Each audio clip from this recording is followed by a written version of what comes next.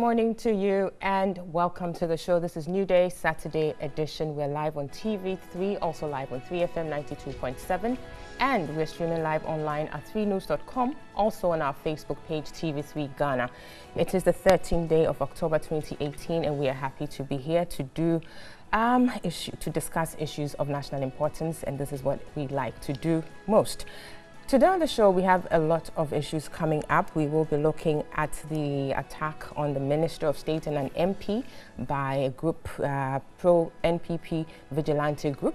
You already know by now that that group of young men suspected to be members of the pro-NPP vigilante group Delta Force disrupted a constituency executive meeting which was being chaired by a member of parliament for Tafo Pankrono and the Minister for Monitoring and Evaluation, Dr. Anthony Akutu Osei. Now, it's alleged that this group of young men chased out the MP minister for failing to fulfill promises made to them in or during the 2016 electioneering campaign. Now, the MP, apparently they're saying that he made some promises but has failed to deliver on these promises.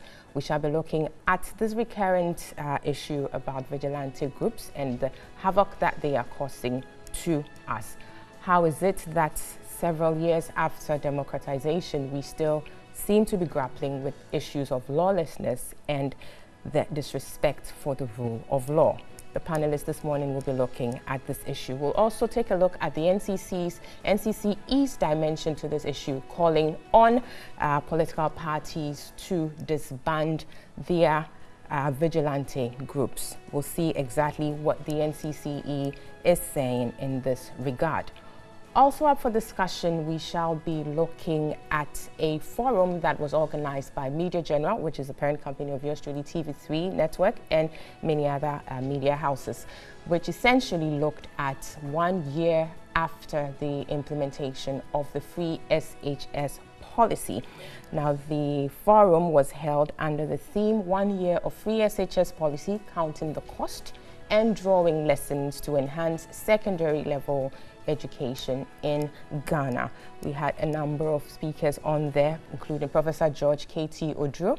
He's the Pro-Vice Chancellor of the University of Cape Coast. Also on the bill was Professor John B. Kobla Aheto, an educationist, and Dr. Prince Ama, Executive Director of the Institute for Education Studies. We shall be looking at the perspectives they shared on the show, and of course, our panelists this morning will also wade into that conversations with their perspectives. Of course, the Men's Gold saga continues. Now, this week, customers of the embattled company has given an ultimatum to the company that they are demanding payment of 50% of their principal within 4 weeks, as opposed to the 90-day timeline that was given by the company. Now, this was announced at a press conference organized by an association of the affected customers or investors of the company. We shall, on the show this morning, be looking at this situation, how far we've come into this situation, what the prospects look like moving forward. Exactly how is Men's Gold going to get out of this situation? Are they able to deliver on their promises to their investors? Of course, again, we'll take a look at a list that is making the rounds on social media and, of course, causing a stir. I'm talking about the list of the Vice President's delegation to an UNCTAD conference sometime last year. The list has 21 people on there, and government has stated its position on that. Of course, there's also the popular view. We shall be looking at this development, how it is that government's delegation is always oversubscribed, as it were. We shall be looking at the implications of these situations to the public purse. We'll also look at an unfortunate incident that happened during the week, talking about the roof caving in at the Accra Mall. Exactly what are our building standards? What is our maintenance culture like? These and many other issues will be coming up in the discussion on the roof caving in at the Accra Mall. These are the topics we have for discussion this morning. We will encourage you to stick and stay with us because there's a lot coming up this morning. We'll take a break. When we come back, I'll introduce to you the panelists for today's conversations, and we'll delve straight into the conversation for this morning. See you shortly.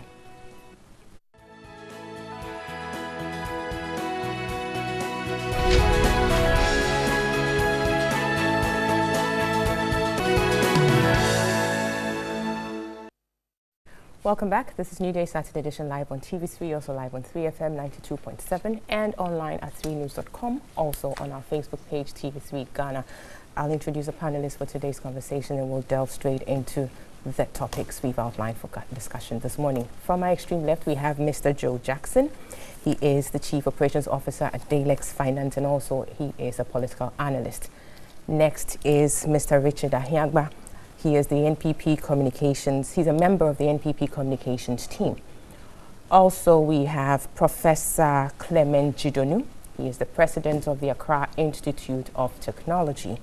And last but not least is the Honorable Dr. Rashid Pelpo. He is the MP for Wa Central and also a former Minister of State. Good morning, gentlemen. Welcome to the show. Well, quite a lot happening this week, but unfortunately we have to start our conversation with a look at another attack by a vigilante group. And this week, or was it last Sunday, I believe, is when the incident happened, but news broke, and subsequently we've been discussing it in the media, where a group of young men, obviously belonging to the group Delta Force, as has come to be known,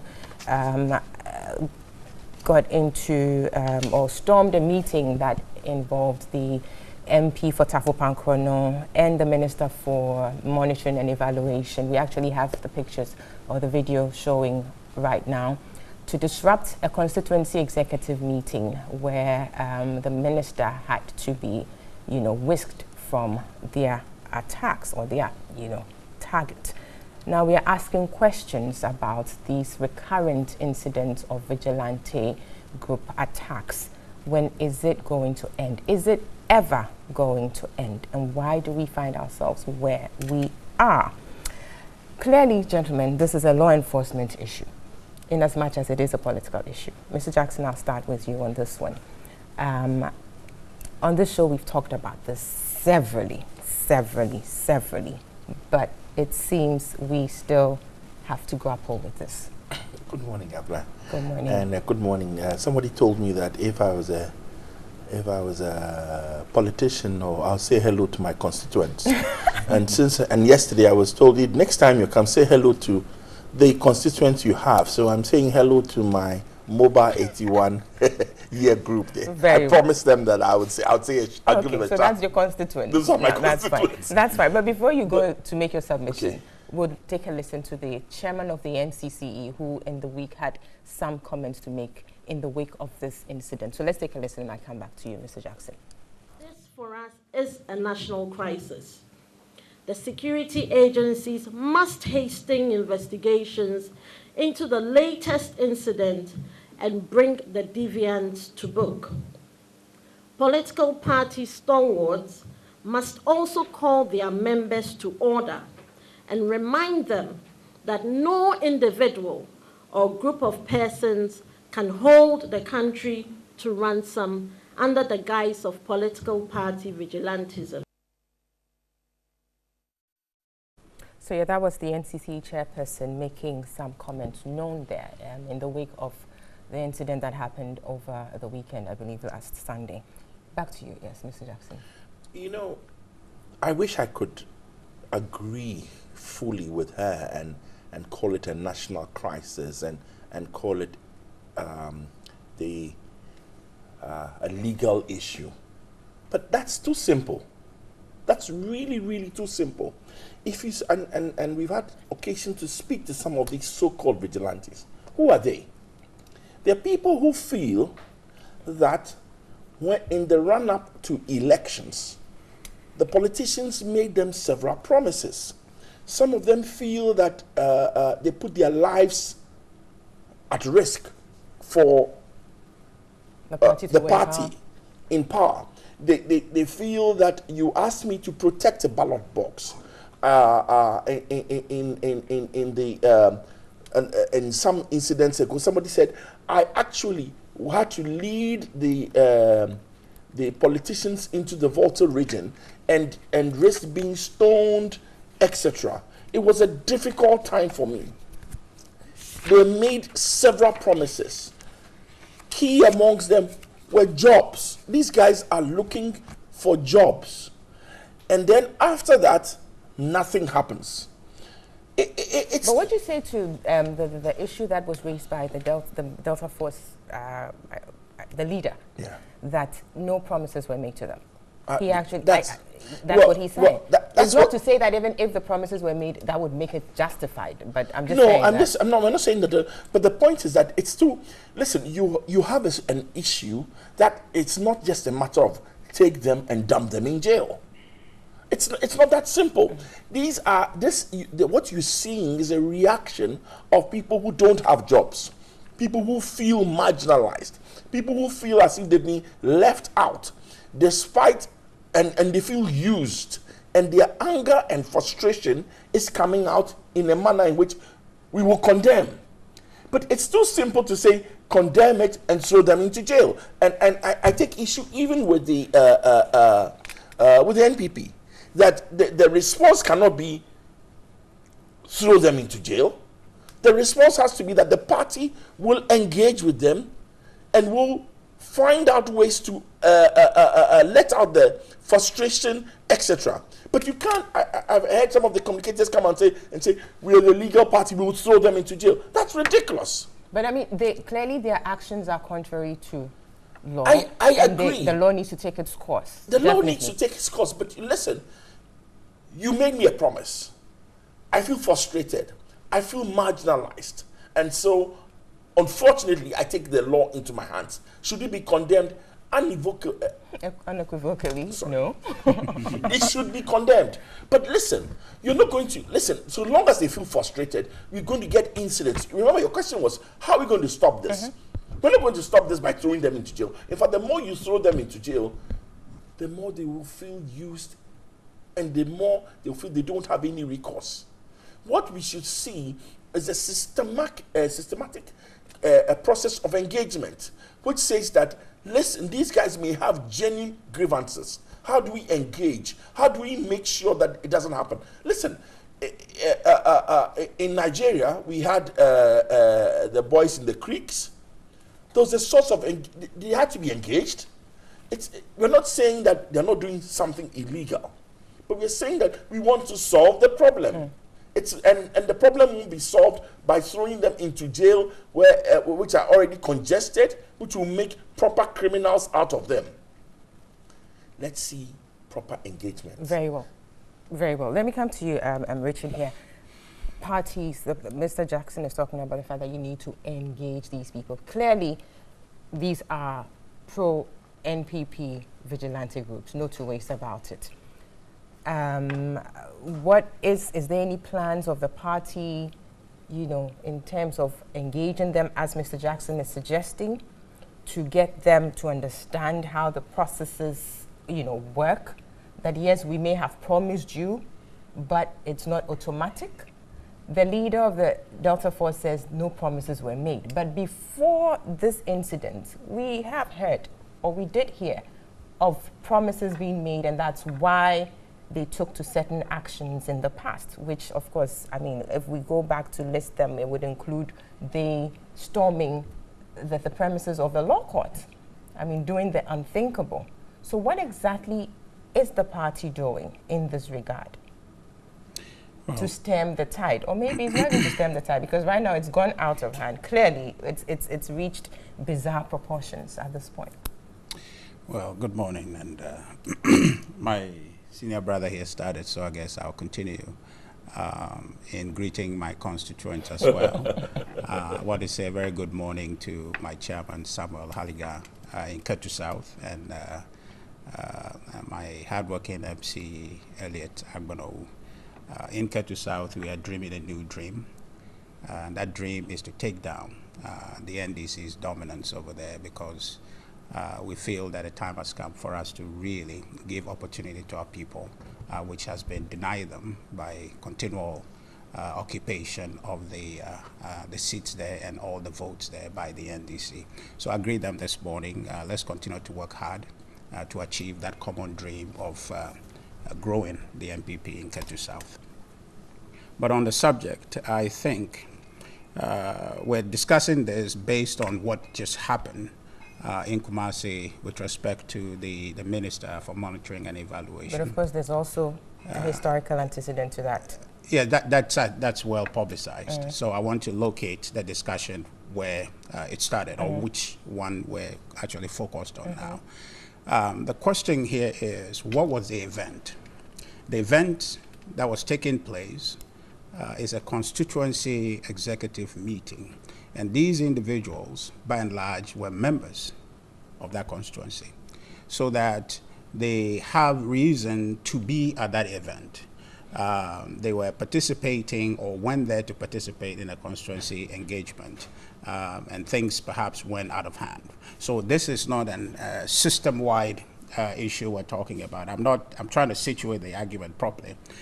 So we're dealing with a constituency interaction that perhaps went bad. The constituency interaction that went bad, yes.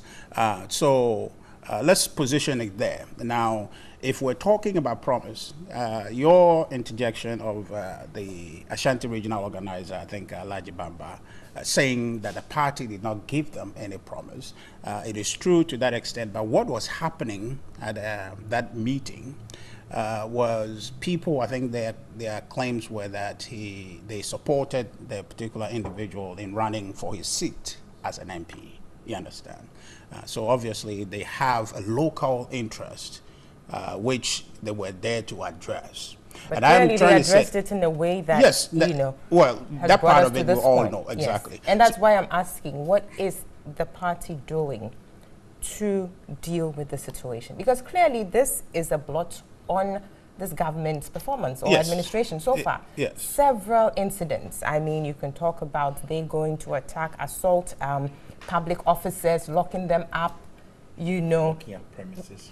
Locking up all sorts of things, and storming a law courts, releasing colleagues, and all sorts of things. So clearly this is something that should be, a priority on the party's list of things to do. There's a lot of priorities that the party and the government is dealing with. But what I don't want us to get to that discussion, because if you do that, I'll broaden the scope. And then we'll sooner or later be talking about the Bulgar Bulldogs, okay? We'll definitely go into that, because this is a big, this is an incident we're looking at, but there's a bigger context to it. So I'm getting to it. Yes. So I'm saying that let's localize it to this, and that it makes it easy for us to handle. Otherwise, when we broaden the scope, then it becomes a messed up discussion. Definitely we'll broaden the scope. So okay. You can if somebody get into that, but I asked a specific question. I want that addressed, if you could. Yes, so that's what I'm saying, that this is a local constituency event. At this point, I cannot begin to discuss what... we don't need to know exactly. Exactly. So you asked a specific question, what is the party doing to discuss? And I'm saying that at the local level, there's steps being taken to address that kind of thing. And it's not going to repeat itself. So that's what steps specific. Exactly, unless you don't want to share. Yes, that's what I'm saying. I don't want to preempt what they're doing. I don't want to discuss efforts that they're taking to seriously take this issue and bring it down to where it doesn't affect the business of the constituency and the party and the government. But you see, I mean, these promises that we're doing we're doing this to stem the tide so that it doesn't happen again. We've heard it several times. Not really. The president has come in on certain occasions. You see, the president, what the president said. But nothing happened. Yes, the president, you see, we need to begin to be serious, okay? Now, that includes the institutions here in this country that have jurisdiction over these behaviors to begin to act the way they must act. Yes. You understand? Now, we have the police, we have the judiciary, we have NCC. I was getting to go there. They mentioned the law enforcement must engage the issue, but there's an education component of this that the NCC has a mandate, okay, to do. And the parties also have a mandate or a duty to ensure that they rein these people in. Okay, let me focus on the NCC, because it's a constitutional mandate they have to address Ghanaians to their civic responsibilities and the other ones. So if you do a press conference and called on society or institutions to do one thing, then we're also saying that let's get engaging on the education part. But this subject really is one that I think that anytime we discuss it, we try to localize it and link it to a political party. Okay, and I just mentioned the Bulgar Bulldogs. So at the end of the day, what we're going to be doing is that talking about the two political parties as opposed to talking about the issue. This issue is a national issue. Exactly, and that's why it's a national issue. So yes, we definitely will get into it, because in recent times we know that the NDC has also put out certain information or done certain actions that in itself is not helping this situation. We're talking about the dissolution of these groups, yet we see an expansion by virtue of the fact that the NDC has even recently outdoored some new groups. We'll definitely get into that. We can't talk about this issue and not talk about the fact that whilst we are trying to, nip things in the bud, there's a certain effort to actually expand it. Right. We'll definitely talk about that. So yes, my focus, and perhaps that should be our focus in dealing with this issue, is that we should move beyond the political parties and look in the realm of civil society and say, what structures do we have out there that can engage the subject? No. Can I make a little or taking yourself out of it? And no, I'm not taking myself. No, you see, these guys. I haven't heard you say exactly what the party is seeking to do or attempting to do to deal with the situation. You see here.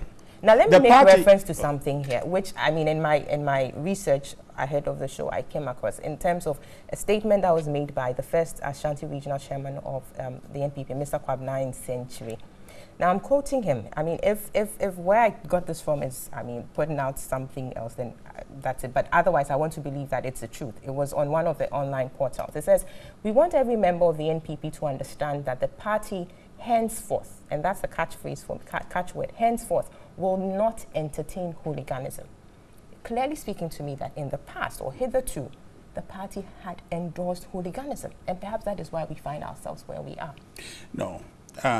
You see, he was responding to the question that was put to him by a radio station that said, why was it that at the courts, usually, people, the party members would go and solidarize with them so they'll be present. But this time, clearly, conspicuously, there was no such representation. So the person put that question to him, that how come we didn't see him? He says it's just to send a message to them.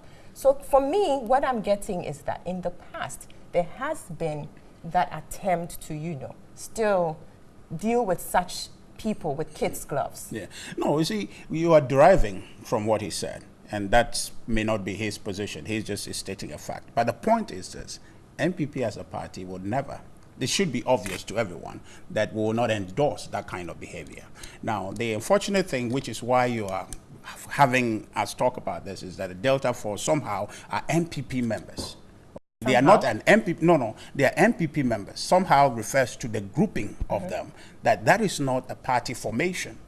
What is obvious and what is true is that these are MPP members. So that's where it becomes relevant to link it to the MPP. Exactly. So we're saying that going forward, I think our president made this very clear, except that people don't want to hear that, or people don't want to take that into account. He says, let the law take its course. And if you're looking for any president in contemporary times who is serious about deterrence, is this president. Recently, when he was, I think, commissioning some judges, he addressed them to using sentencing as a way to put out good behavior, or to try to deter people from repeating things that are contrary to law. Lastly, so I move to the others. I mean, yes, clearly the president would say these things. It's one thing saying, well, he's saying it for effect. Yes, but we've also heard stalwarts in the party, make declarations about the fact that they would support these people because these people rendered certain services to the party and the party got into power. So all those kinds of comments are out there. Yes. I mean, those are... And when was the last time you heard anything like that? I mean, I can't just say anything at the moment, but these are things that have happened. No, these are things that have happened with members of our party that have congregated themselves in a group. We're saying that as a party, the position is that we don't endorse the excesses.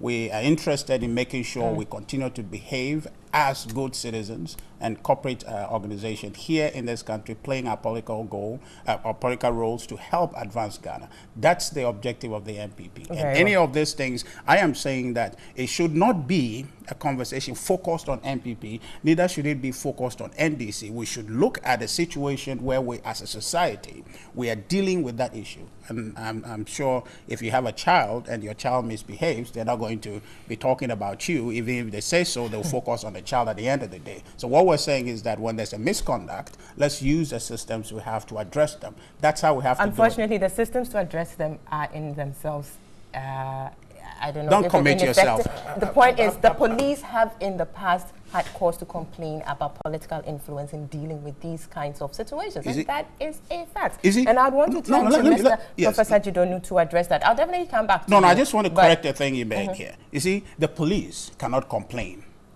They are an institution on their own. If they feel their independence is being infringed, they must accept it. Very well. Mr. Jackson, I think you wanted to make a comment. I just wanted to make a comment that you cannot, this is a party event. These are party members who misbehaved. Now, all of a sudden, we can't have a conversation, let's not address the party, leave the party out, and address NCC. Make it a national issue. No, you can't do that. That's fine. Quickly, Prof, let's hear you on this issue. We've talked about vigilantism severally on the show. This has come up. Now, one of the things that is coming out in this is that, of course, after the incident, there's been some arrests. They've been arraigned before a court and they've been remanded and all of that. We do see the police trying to do, put in some efforts to stem the tide and all of that. But broadly, or speaking in general terms, there's been that, if you like, inertia of some sorts because of what the police has in the past referred to as political influence in respect of these kinds of political situations. Yes, Sabina, good morning, and good morning to your listeners all over the world. Sabina, this, for me, is very straightforward. We should not sugarcoat or honeycoat it. It's a simple case of law and order. Sure. It just happened that it happened within a political setup. It's a law and order issue. One set of citizens try or attempted to attack another citizen at a function. That is a law order issue. Well, it happened within the MPP setup. I must say that I don't think the MPP as a party or the MPP as a government condone these things. And see, they must come out strongly to state that they don't condone these things. Because it's giving impression as if these things are done in their name, some of their members or some of their affiliates. So I think they must come out very strongly to condemn this thing as a law and order issue. Now, as to whether these guys were promised, well, they don't have to write it, have it in writing, that we promise to give you jobs if you protect the ballot box. No, this is an understanding. Okay? I mean, nobody, these kind of guys don't support parties for nothing. They support it for a reason. Given the general economic situation we have in the country, not necessarily during the MPP time, before, there are no jobs. A lot of these young people want jobs, want to earn a living. So they look around and see which political party can actually give them that likelihood of securing something to fend for themselves. So they align themselves for a party. They may be actually not party members, or maybe just some people who think that, well, this MP or this guy is likely to assist us. So there's no written agreement that we will give a job, but it's understood that after the show, something must drop, something must come their way. I don't think the MPP MPs and their people will deny that. These guys didn't do this for love of party, let's face it. Otherwise, for love of party, they would be just be grateful that the party is in power and doing things for Ghana. This is not the first time. We heard a story, people say that we put you in power and you've forgotten us. There are some people they call communicators, is that correct? They also came and say, we will burn our mobile phone. It happened to the NDC, it happened to the MPP. So this is something which might be ongoing for a long time. And we must address this as a law and order issue. There's no reason why these people could not go into consultation or interaction with their members and try to sort this thing out. They will continue to ask for these things they think they were promised. It's not like, when we are kids, we have a lot of rain these days. When the rain is falling, we go and say that rain, go away. This is not one of those things that you go and sing a song, go away, and it will go away. we must take actions. And it's a police matter. I'm glad that the government is saying that the law must take its course. I think I read somewhere that if they misbehave, they will not protect them.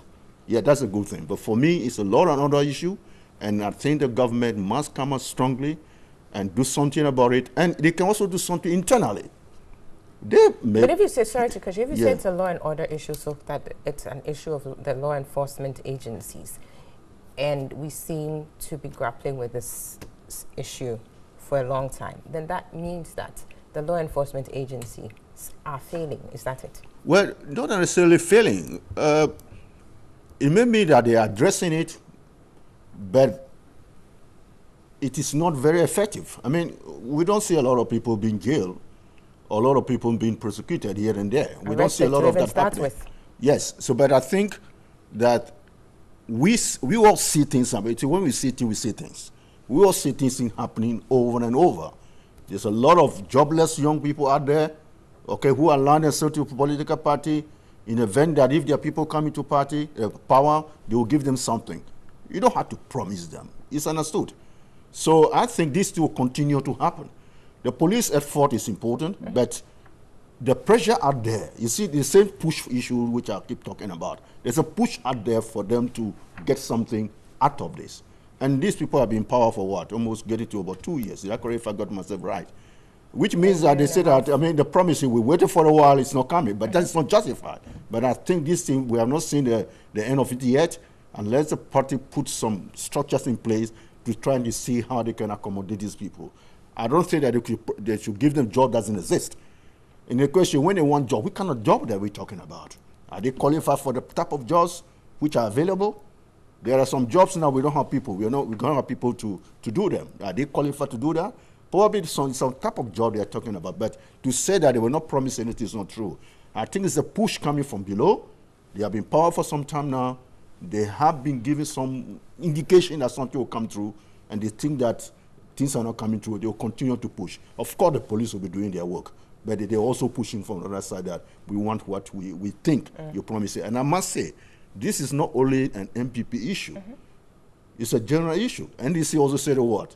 Did they say they are also getting some guys together? They also show up if NDC win the power, they will also do the same thing.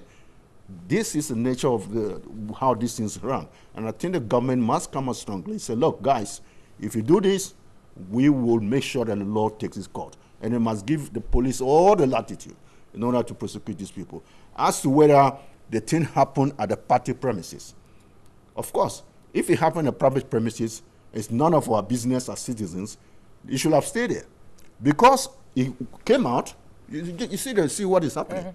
People using motorcycles, people moving up and down. You can't call that just a local issue that we can resolve internally. I think it's a lot of other issue. And I think we must come strongly and condemn it. And I think there was a poll which was organized. About 59 Ghanaians think that 59% of Ghanaians think that it's important that these people are prosecuted and sent to court, and if in case they are guilty, they must be jailed. I think that is the general opinion of people, that it must be addressed as a law or other issue. Exactly, right. Let me quickly go to Dr. Rashid Pilpo here. We are looking at a situation that is gotten out of hand. We are trying to deal with it. Civil society is calling for the dissolution of these groups and all of that. And then in the midst of that, we hear the NDC also outdooring some more groups. Doc, is this the way to go? Are we serious about our democracy? Are we serious about the rule of law? What exactly is happening that we are endorsing vigilantism at a time when vigilantism is just being condemned? Thank you so much. Well, the tradition goes on, so let me say good morning to the West Central constituency, where I belong and which I represent in Parliament. So good morning, West Central. And let me also say good morning to Mr. Richard Boedu of the Get Fund. He's a good friend and has been so kind to me in the past.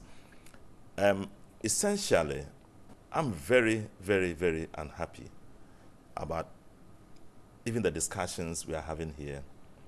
And apart from the first shot that hit the nail right on the head, I think we are wavering about exactly what is happening to Ghana. There's no enough outrage. The NPP is in denial. They have formed these groups. They have hailed them. I contested elections.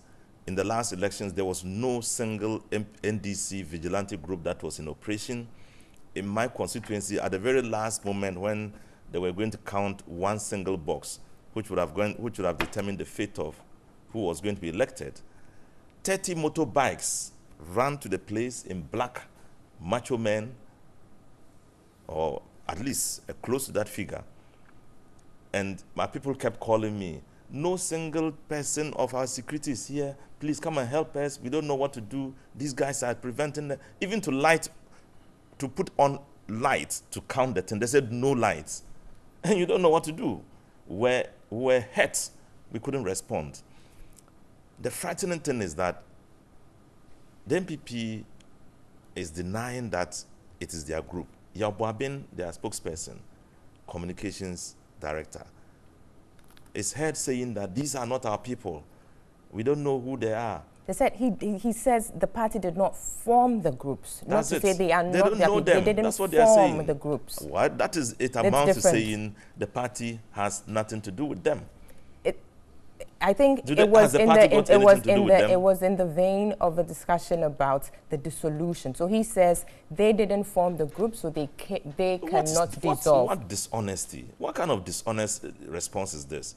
You have your men, he himself, when he was contesting, he had black-shirted people following him everywhere he went. That's an allegation you're making. We can't verify here. So, I mean, if we could just limit it to... Every single member of their members know of those who contested elections, know that they have those vigilante groups. Please don't help them to deny this situation. It is serious. For the record, I'm not helping anyone to advance their case or anything. We're just dealing with factual issues that are there. I'm also telling you a yes. factual issue. If he says it's and is quoted, I can also be quoted, just like you are quoting him. And quote me to say that there's a lie. They know about them. Quote me. They know that the vigilante groups exist. They ransack courts and they protected them. They beat up people who are appointed, regional security representative, what is the name? Invincible forces. They beat him up, drag him out of his, disgrace him before the public. They protect them. They chase away members of the executive. They protect them. It's happening. Let's talk about it. It was what happened in Nigeria. Delta Force. Look at the name they gave to their own people. Delta Force. The Niger Delta people who are vigilante groups and who were protected by politicians are now hijacking and abducting people, innocent people, and torturing them, sometimes killing them because they are able to pay ransom. They started this way, protected by politicians, and say, oh, they were only protecting their rights, asking for their rights and their share. But Honorable, you are condemning these things, rightfully so. But then the question is, so how then do you justify the outdooring of the hawks, the dragons, the lions by your party? And these are facts. These are... So I'm coming there. Those are okay I'm coming to the point. Have them Please, in the system? just listen to me. We, at one point, said that, look, the only one that we had everybody's complaining about was Azoka Boys. And we disbanded it. We don't want Azoka Boys again. People said it's... Has it been disbanded? Have you heard about anything called Azoka Boys of late? There's no Azoka Boys. I'm just telling you. You've not heard about it again. No action, nothing. We thought that it was going to be the level, because if we were in power and decided not to use vigilante groups, we thought all other parties would have responded. Now they are not responding. They are creating more problems, more havoc, and pushing the NDC to say, look, okay, let's respond to them if the security forces are not doing it. These are only pronouncements. We have not formed anything yet. But if it exists, if this thing exists continuously, it's not just NDC. All other parties. So you're saying the hawks have not been formed and outdoored? No, I haven't seen anything. But your general secretary is there saying that the emergence of groups like the hawks is an appropriate natural response to the president's failure to clamp down on vigilantes. I mean, are you saying that is not true? They are pronouncements.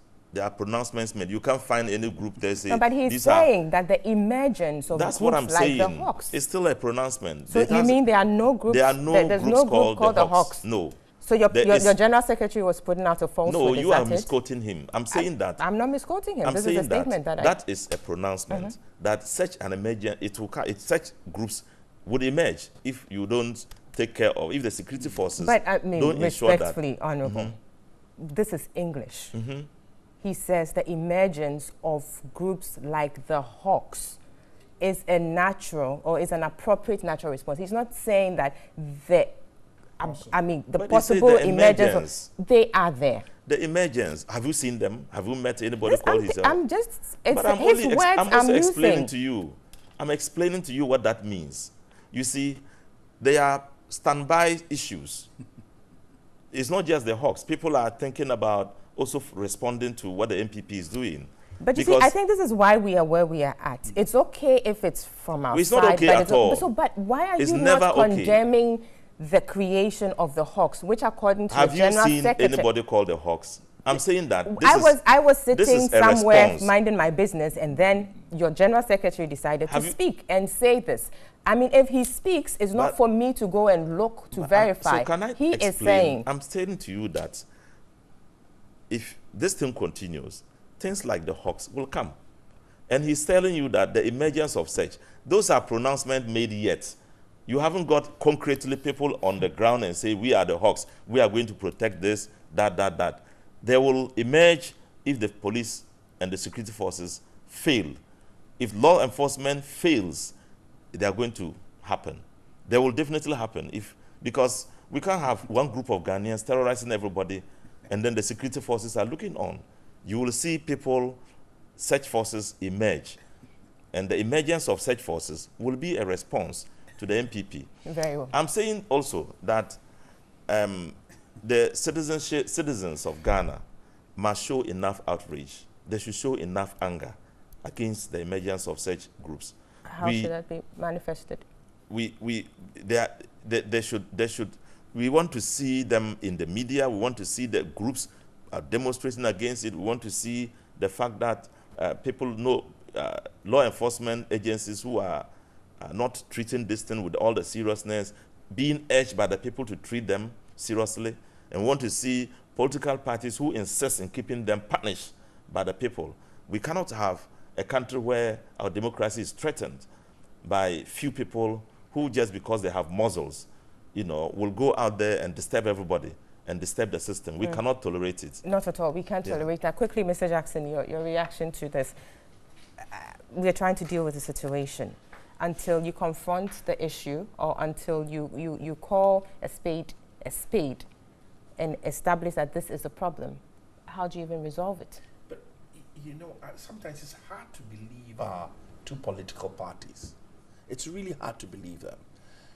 You cannot, on one hand, be condemning vigilantism in the case of the NPP because the NPP in power, and yet actively, on one side also, be saying, I'm going to grow my vigilance. Listen, this is something that should be condemned. And listen, they are sowing the seeds of trouble for all of us. Can you imagine an election in 2020 where both sides have vigilantes trying to protect a ballot box? That is a recipe for chaos and disaster. And both parties should be condemned for the stance that they are taking on this issue. I really have nothing much more to say. Very well, Richard, yeah. Okay, Abna, tell me about denial, okay? But Richard, I won't... hold on to that. We need to take a break. When we come back, certainly. you have VP. So we'll take a break shortly, and then we'll be back to wrap up on the conversation about vigilantism.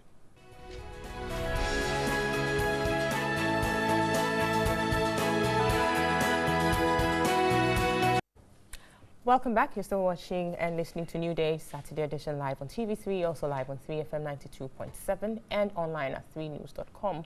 Also on our Facebook page, TV3 Ghana. We are still looking at the vigilante group attack on the Minister for Monitoring and Evaluation, Dr. Anthony Akoto, say.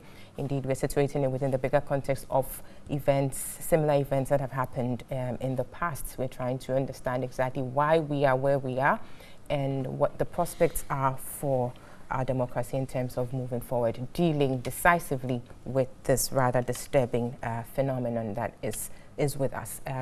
Mr. Richard Ahiagba was making his submission, so I'll go back to him too. Yeah, so, Abna, thank you. You know, as I warned you from the beginning that we should focus this discussion outside of the political parties. You know, when you gave... we couldn't have done that. I know it was tempting, but we needed to have tried to do that because when he gave the chance to my honorable senior brother, you see what he said. You know, sitting on live TV trying to paraphrase his general secretary. To have said something he didn't, he said something, he said that's what he said. But these are written things, you're not saying anything that we haven't heard. And pretty much maybe he would also paraphrase him to say everything he said at that press conference was not really true, because we know those things were not true when they said it. You understand? So, you see, the truth I want us to maintain is that we as a people, and I agree with Doc's position on this being a law and order issue. But as a party person, I earlier on acknowledged to you that these people, they are MPP members, but their formation is not MPP formation.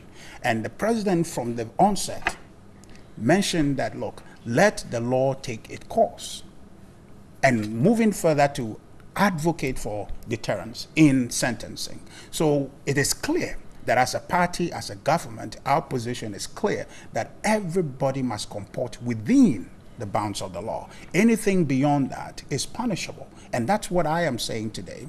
Let the NCCE go and make press conference, encourage the law enforcement to do what they must do, but beyond that, they must go back and engage in education to let people who perhaps for some reason may not understand their role as a citizen to be law-abiding. If they don't understand that, educate them to understand that. I'm also saying let's get back to the police. Let the police possess the space given to them, possess the power they have to ensure that they are protecting the space all of us share. That is their primary job. Anything less than that, they are not performing. Now, I hear the language about political interference and all of that. That's an excuse. You do your job. If any political party, there's a reprisal, then Ghanaians will stand behind you. We are looking for every institution to do their job. And once everybody do their job, all of us will find a better space to operate in. That's what we need. That's what will resolve this issue. As a party, we don't support that. We don't endorse that. And I think our Director of Communication made that clear the last time. Our party leadership made that clear, that that's not the position the NPP want to forward. But you see, to make it appear as if we are endorsing that, it's important to underline that. So we're not. But the only challenge that I find here in having an honest conversation is my honorable MP from Wa Central failing to understand that they are not helping the situation by saying that we are also going to form a response when we are looking to solve a problem. They have more than the Azoka boys. He knows that. They have the Bulgar Bulldogs, which in fact... No, we don't have Bulgar... Oh, excuse me. They have that, which in fact in 2015, Minister of Interior Mark Woyongo was seeking, excuse me, was seeking to license. Okay, so we're saying all those things are not okay. As a party, they may be party members, but we put them out there. I'm encouraging the police to do their job, all of us, because that is not what is going to help our development. So that issue is settled. Let every institution do their job, and we'll find that this thing disappears. Very well. We need to wrap up on this, but Prof, quickly, I mean, Dr. Rashid Pilpo in his submission said that the pro-NDC vigilante groups had been disbanded, and that he asked whether I had heard of any activities by such groups. And Azoka Boys, for instance, was given as an example. Question is, or the thing is, that we do know that, again, perhaps one of the ways the political influence in these issues is manifested is the fact that these groups that are these groups belonging to the party in government tend to be active when the government or when the party is in power, obviously because they know that there's some kind of protection. But when they are out of power, then they pretty much seem dormant, obviously because they know the system will deal with them if they fall foul of the law. Isn't that the situation? And doesn't that speak to exactly how politically this issue is? And in dealing with this issue, unless we deal with that political element, we would only be running around in circles. Yes, it's a nice way, it's a good way you put it. That, and also, I think the reason why it may seem like the opposition party kind of vigilantes, if they do exist, are not active when they are out of power. There's nothing to fight for. The vigilantes are asking for payback. How can you ask for payback from a government in opposition? They have nothing to give you. Normally, this thing happens this way. We will fight for you. When you get into power, you remember us. Okay? So if the NDC actually do have vigilantes, so I don't expect them to be active now. Probably get into election time, and also definitely when their people are in power. That's where they ask for the payback. So this is normal. This is understandable. Yes, as to whether the people in power, the vigilantes whose government is in power, they feel emboldened. They say, look, we can do anything. Our guys in power, they will protect us. Probably there could be some element of that there. And that is a danger, that vigilante activities which are not curtailed, which are not punished, beget other ones. That is a danger. Sure.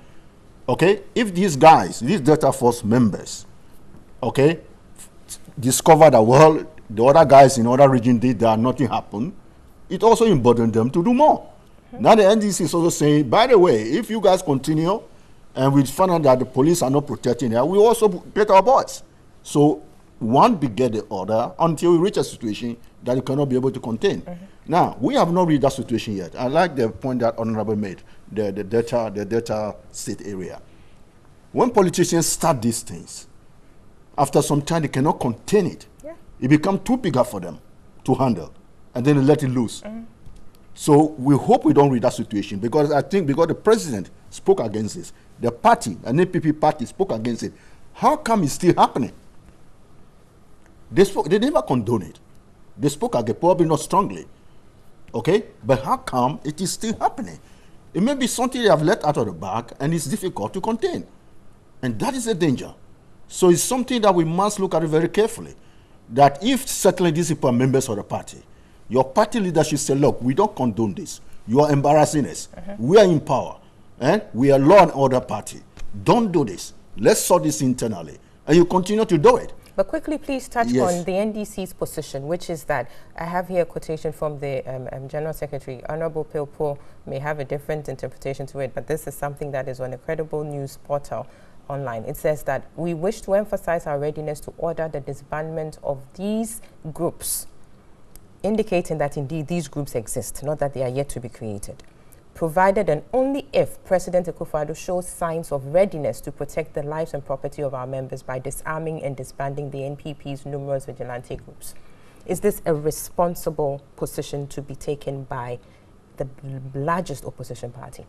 Well, I think the Honorable can answer No, to that. Yes, I want to yes. have your But perspective on that. that's the point I made, that when these things happen and it's not checked, okay, members of that same party think that they can also get away with it.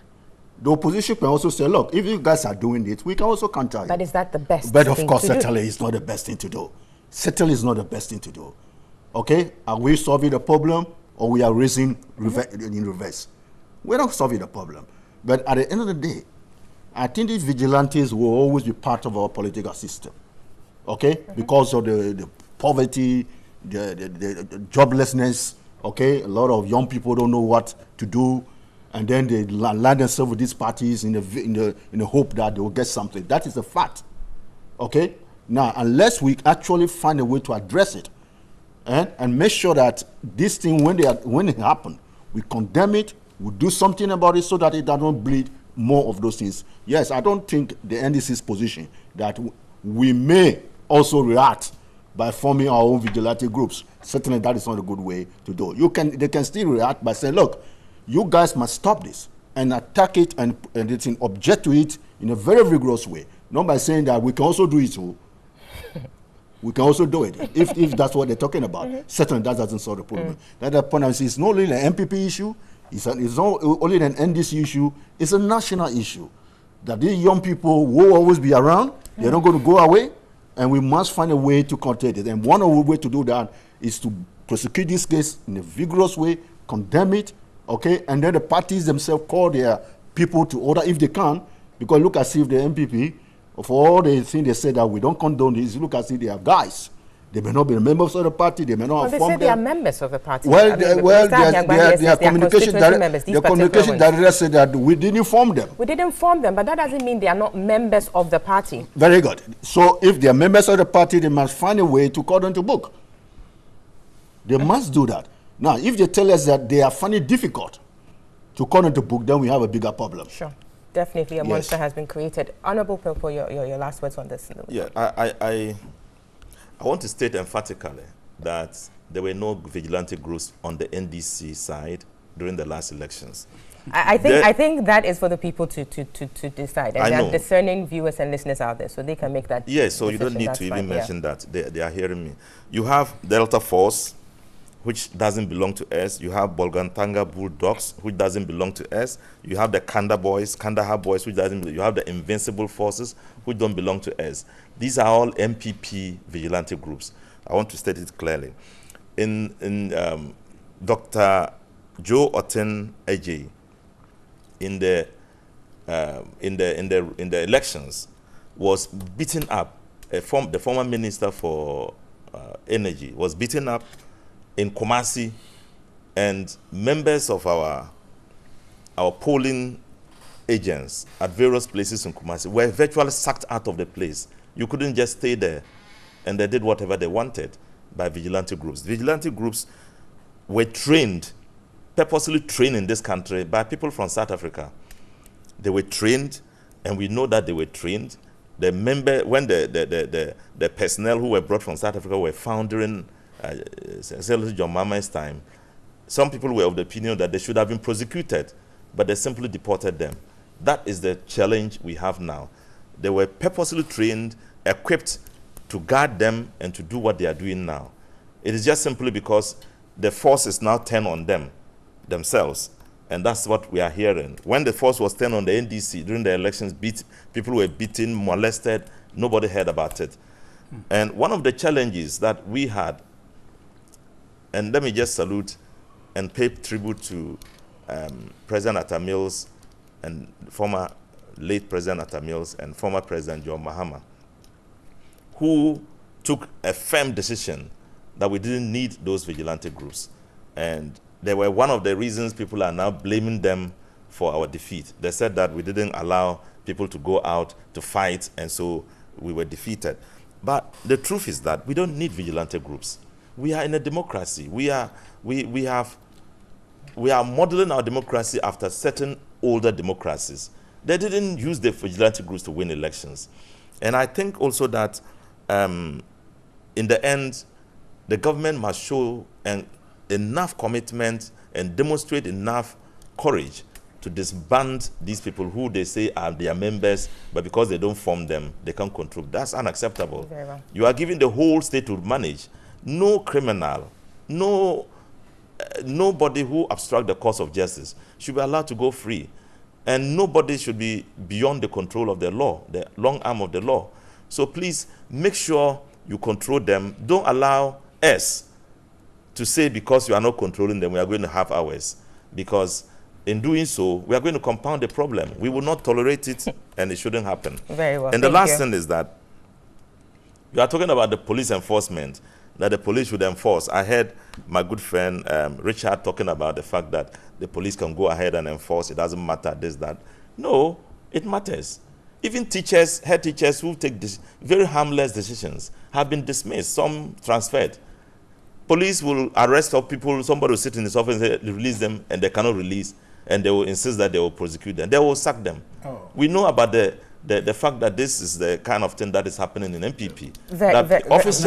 Public officers cannot take decisions. He said something very you well have to respond to. But Honorable, so Joe Jackson, I'm really with you. I agree with you that this should not compound the problem. Very well. We shouldn't have two sides of it fighting. But But let's make sure that the MPP does what it's supposed to do, so that we don't have mushrooms also arising from PNC, from PPP, from PNC, from NDC. Very well. Thank you. And all Thank that. you, Honorable Bill. Honorable, I think I take exception to your bringing into this space headmasters and the rest. Yes. Has nothing to do with this. The Very issue well. we're Your saying point- is that your point is made. I agree. Public officers your point taking is made. independent decisions. Yes, you yes. don't tolerate it. Your point is so well made. police cannot Okay. just. He's see still all these talking. things I haven't and made my ignore point. it. That's Honorable, fine. just I give me think 1 second. your point is we're well made. focused on a conversation here. We take that. You have been in Your government. point There is is well no made. way the president to go out there and be doing that. We have institutions that must do those works.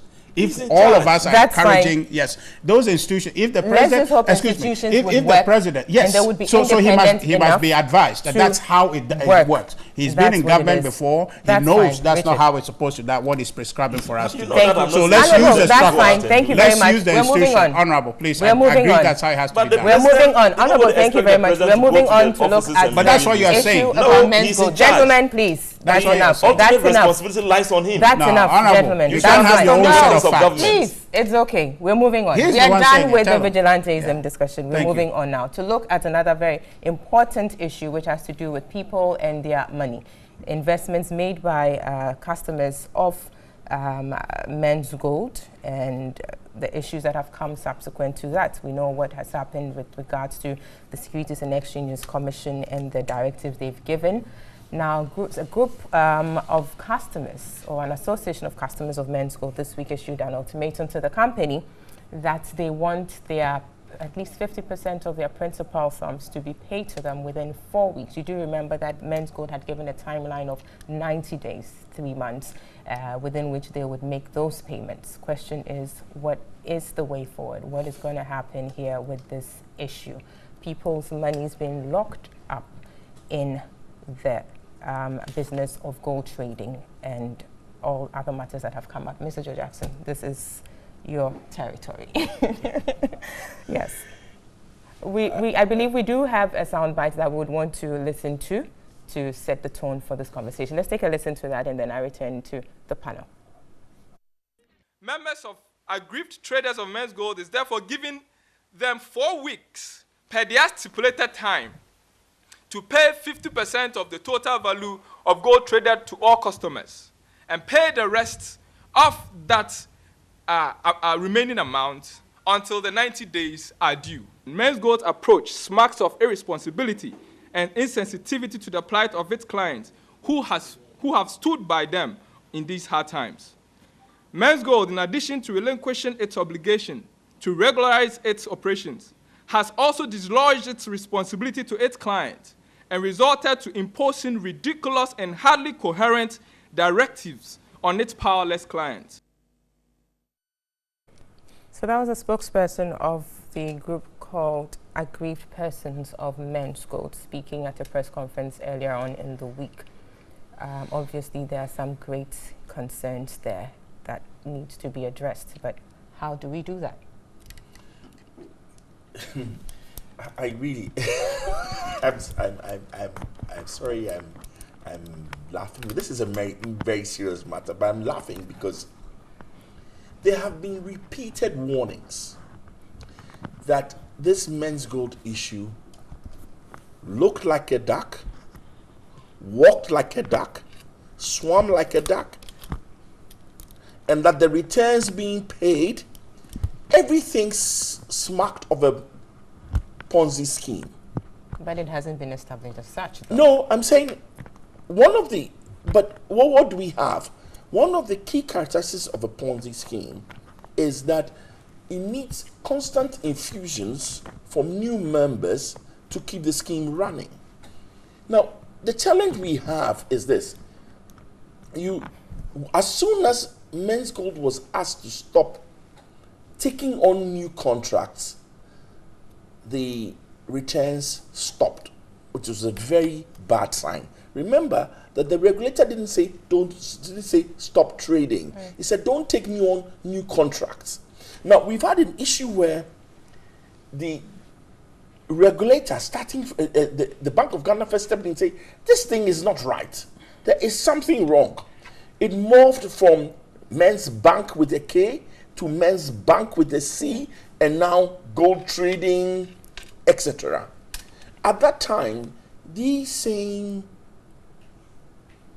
investors were the ones who came after all of us who warned that there is something wrong.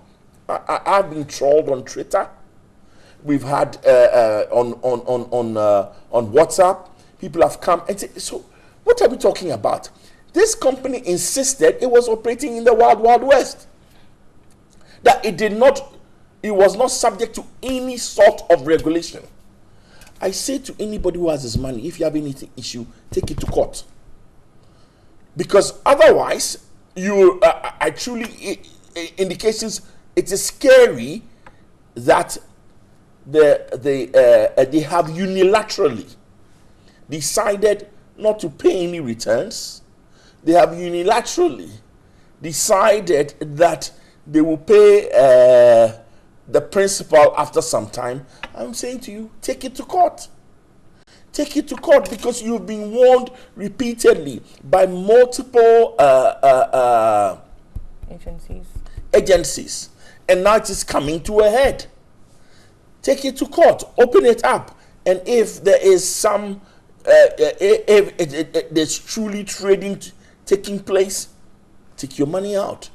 But at this moment, there is the issues have come to a head, and nobody should blame the central bank. There are lots of blame going around saying, why didn't the regulator step in earlier? The regulator stepped in us over a year ago to say there's something wrong. At the time, many years ago, it was the Bank of Ghana that was making those statements or putting those cautions out there. Put the cautions repeatedly in the public domain. And then, in recent times, the SEC emerges to say that pretty much claim jurisdiction over Men's Gold. Yes. Question then is, what was the SEC doing all this while? Because you see, the SEC stepped in only because Men's Gold kept insisting. You see, remember, all these regulators are related. They are all regulating the financial sector. Isn't that the SEC wasn't sure of its role? I actually think the SEC wasn't sure of its role. And it's only when Men's Gold insisted that it was out of the jurisdiction of Bank of Ghana, then SEC stepped in and said, okay, if you are outside the jurisdiction of Bank of Ghana, then you must be in my jurisdiction, because you cannot be in the financial sector and totally out of everybody's jurisdiction. Remember, there were repeated statements. In fact, if you may even recall that the Men's Gold literally told the governor to do something to himself. He came back to apologize, though. So yeah, but that's the level of arrogance. And you see what? Let me tell you the sad story. It's people's money, and these are poor investors whose biggest challenge was the lack of investment literacy, financial literacy. And so they went in and they thought they had a good thing. It was almost too good to be true. And now we don't even know whether it will turn out to be too good to be true. And these people are losing their money. And the regulator is there to say, I'm there to guard your interest, to make sure you don't lose your money. If you ask me, though. Pardon? Belatedly. A tad too late, if you ask me. Why do you say a tad too late? Didn't the Bank of Ghana warn us over and over again? But the Bank of Ghana did so, and the Men's Gold said, we are not under you. And the Bank of Ghana didn't fully exercise authority or jurisdiction over Men's Gold. But another regulator stepped in at that point. Later in time. But you much see, later in time. I tell you this, anybody who's making any investment where the central bank or any regulator says, be careful, you must be careful. Fine. That is a personal responsibility that people should have. And I mean, they because should remember, be, nobody be, put be, a be gun that to aware. anybody's head to take money to the trader. That is fine, but there's the responsibility on the state, i.e., you know, the regulator should act in a certain way. But when you have a situation where the regulators themselves are not sure whether this is my turf or this is not, then it creates a problem. And I would want to throw that to the Honorable Dr. Pelpo here. A situation where you have challenges such as what we are seeing now. The SEC coming into this men's gold issue, they came in all right, but perhaps a tad too late. Yes. I think it's a little... Because men's gold has been operating for a long time now. I think that it was not enough for the regulators to just wait until an extended time when the harm has been done and they move in and they say that, oh, we had warned them. It was not adequate. The warning was not adequate. I think they should be up and doing much more than they are doing now. And, you know, it's spoiling everything that we are seeing. Business is collapsing. The banks that have collapsed, the customers that have lost their monies, the small businesses that were saving in them. So much happens when decisions are not taken very quickly. I think they should not shy away from going to the court to ask for a company like that, a financial institution, to be set aside or to stop them from operating when they suspect something. You don't have to just use warnings to the public as the only means to addressing the problem. And men's gold is a classical example of a failure of our institutions, you know, in working the way they should work. And I think that going forward, we should ensure that much more drastic and forward-looking policies should be put in place. The monitoring institution, the Ministry of Finance, should be much more aggressive in pushing Bank of Ghana to do some of the things, because in the end, they blame the politician, even when he's not the one in charge. So I think that we need to do much more. Well, Prof, your perspective on this one as well. Yeah, but this is a serious matter. It doesn't matter which angle you look at it from. The clients of men's gold suffer to get their money. And somebody told them that if you put the money with these guys, you get 10% return every month. Who will not go for that? Okay? Have you ever actually seen men's gold advertising their services before? Have they been doing it? Yeah. And then have they advertised that when you save money with us, you get 10%? Have they been advertising that in the past? So a lot of men's gold customers got it through word of mouth. I nearly got into that myself. I think I was told a week before the collapse. Oh, really? I wouldn't have got in, but when I was told, I said, no, I think this is too good to be true. And must be careful. Then a week later, I called a guy. Went in earlier. Yes. So yes, they said there was returning. That's the story. The people who went in earlier told the other people, say, look, I got it. So you go in. So they didn't do a lot of advertisement. People went in with their poor man's money. I'm told there are a lot of other big investors. Definitely. We don't hear about them. But the people who are having the meetings are the people who have their little money. They put in there. They want their money back. What is surprising to me, where is the money? The money they put in before, where is it? It's not quite sure whether men's gold actually have the money. If they have the money, why not just give it a principal? They're not even quarreling now for this 10% business. Just give us our little money. Where is the money? Does it take 90 days for them to organize the money, or they put the money somewhere? This is a common man's way of looking at it. Where is the money we gave you? They say they gave them the money, they bought the gold. What happened to the gold? Is the gold not there? Have you sold it? Can we have it? The Bank of Ghana said the SEC says stop trading. But what about the money you got before? Right. Okay? I don't want to make this look very sophisticated. The ordinary man said the money we gave you, did you invest it? It might be somewhere. Can we have our money? So these people are right to say, you know what? Forget about this 10% business. Just give us our money. Give us 50% of that in the next 4 weeks. That's a reasonable request. And then give us the rest in 90 days' time. What I am a bit afraid of, if men's go have the money, why not meet this demand? Why not meet this demand? If it's true that they don't have the money, then we have a bigger problem. It's the same thing as what we talked about before. When something happens, you don't control it.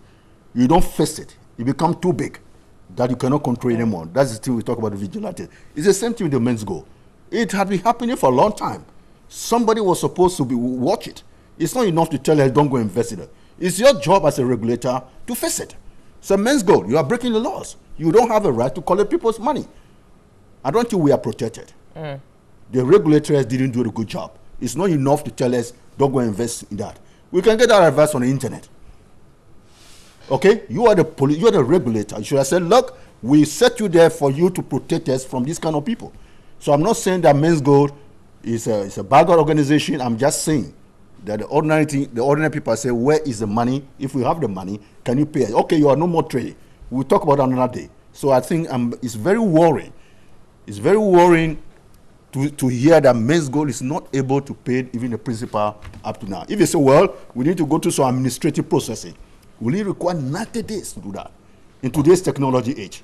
So I'm a bit worried. The more Men's Gold is not paying this money, I am beginning to think that the money does not exist there. I hope I'm wrong, but if the money does not exist, this is a serious, serious matter. This is a situation that we could have controlled way back, and we were not protected by the SEC, the SEC, we were not protected by the Bank of Ghana. They have not gone overboard. But if tomorrow Men's Gold come and say, okay, the 50% you asked for, we're going to pay, then it means that the money is there, because they said everybody's money is safe. They said that a lot of times. Then give it to us. Give it to us. Give the money to us. Yes. The money's not coming.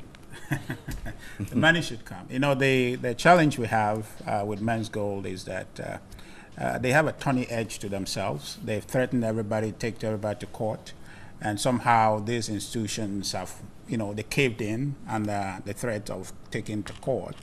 They are behaving like a bank.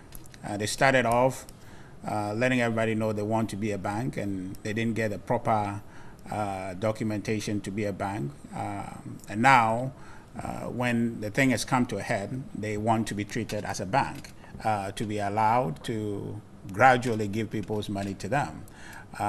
The problem is that because they were not constituted properly, there is no guarantee or there is no safety provided for these customers. But of course, if in the event they default in paying people's monies back to them, I think as an institution they have a lot of property that must be confiscated to make appropriate remedial payments to people. That's something we must hope they have. Now, the issue here is institutional or regulatory failure, right? Which all of us have lamented. But what I'm trying for us to learn from this is a classic textbook case where going forward ourselves we have to understand that individuals seeking domestic or foreign investment in our country, we must clearly be seen as having control in our space. If from the outset the Bank of Ghana engagement with them did not limit itself to changing names.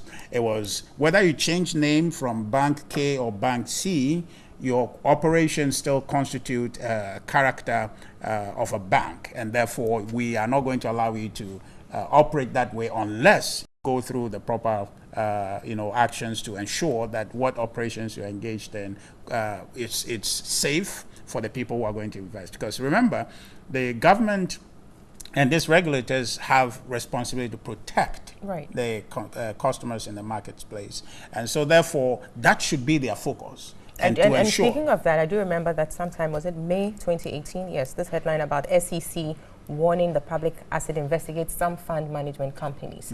And if you go down to it, it suggests that they started these investigations upon complaints being leveled against these companies. So I'm thinking, if subsequent to this, that was May, and we're in October now, subsequent to this announcement by the SEC, if they are now saying that Men's Gold is within their space or their domain, you would wonder why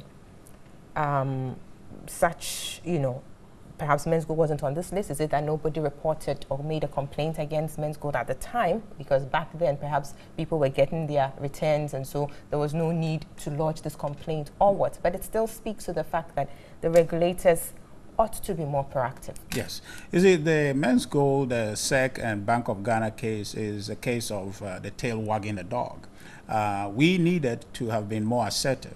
They needed to know what they exist to do. Exactly. They should know their job and be the ones who tell or referee the space. And so they failed, clearly. They failed. The latter day effort here is caused a lot of chaos, but we just hope, that's what I'm saying, that maybe this should be a textbook case for all of us, the wrong way to regulate business in our country, that all other institutions that have the mandate to do something like this must begin to learn that we are the authority within the space, and people who want to operate in the space must conform to what is established in law and must conform to all the rules within the space. The rules of engagement must be clear. If you want to act one way, these are the conditions you must conform to. Anything short of that, then you're not operating to begin with. So we're not going to let you operate with a K and then you change to a C and then you confuse everybody. And to now we have a case where Ghanaians whose hard currency has become a subject of debate, 4 months, 3 months, and all of these things. What I would say too is that having failed from the beginning, and we have to be clear in saying they failed, to say that now they must engage the bank to find out what they are doing to pay these things. It's not okay just to say go to court. I think the Men's Gold themselves are taking a preemptive action, taking Bank of Ghana. Yes, they want to take them to court. That is to paralyze everything. That is to make everything hang on a court case that may take so many months, and they can appeal endlessly to really make things worse. What I'm saying is that SEC must get in that space and actually work with them to see how they remedy the customers. And that's how we want to do it. And that's how it must be done to ensure that people do not lose their savings to them. Yeah. Very well. We'll take a break at this point. When we come back, we'll look at free SHS and how it's been implemented so far, a year after its implementation. What are the challenges? How can it be improved if there's that room for improvement? We'll see you shortly after this break.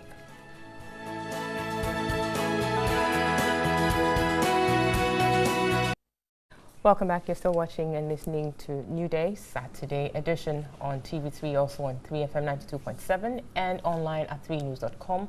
We're also live on our Facebook page, TV3 Ghana. We'll be moving on next to look at the free SHS policy. How has it been implemented in its first year? And what are the challenges? What are the prospects looking forward?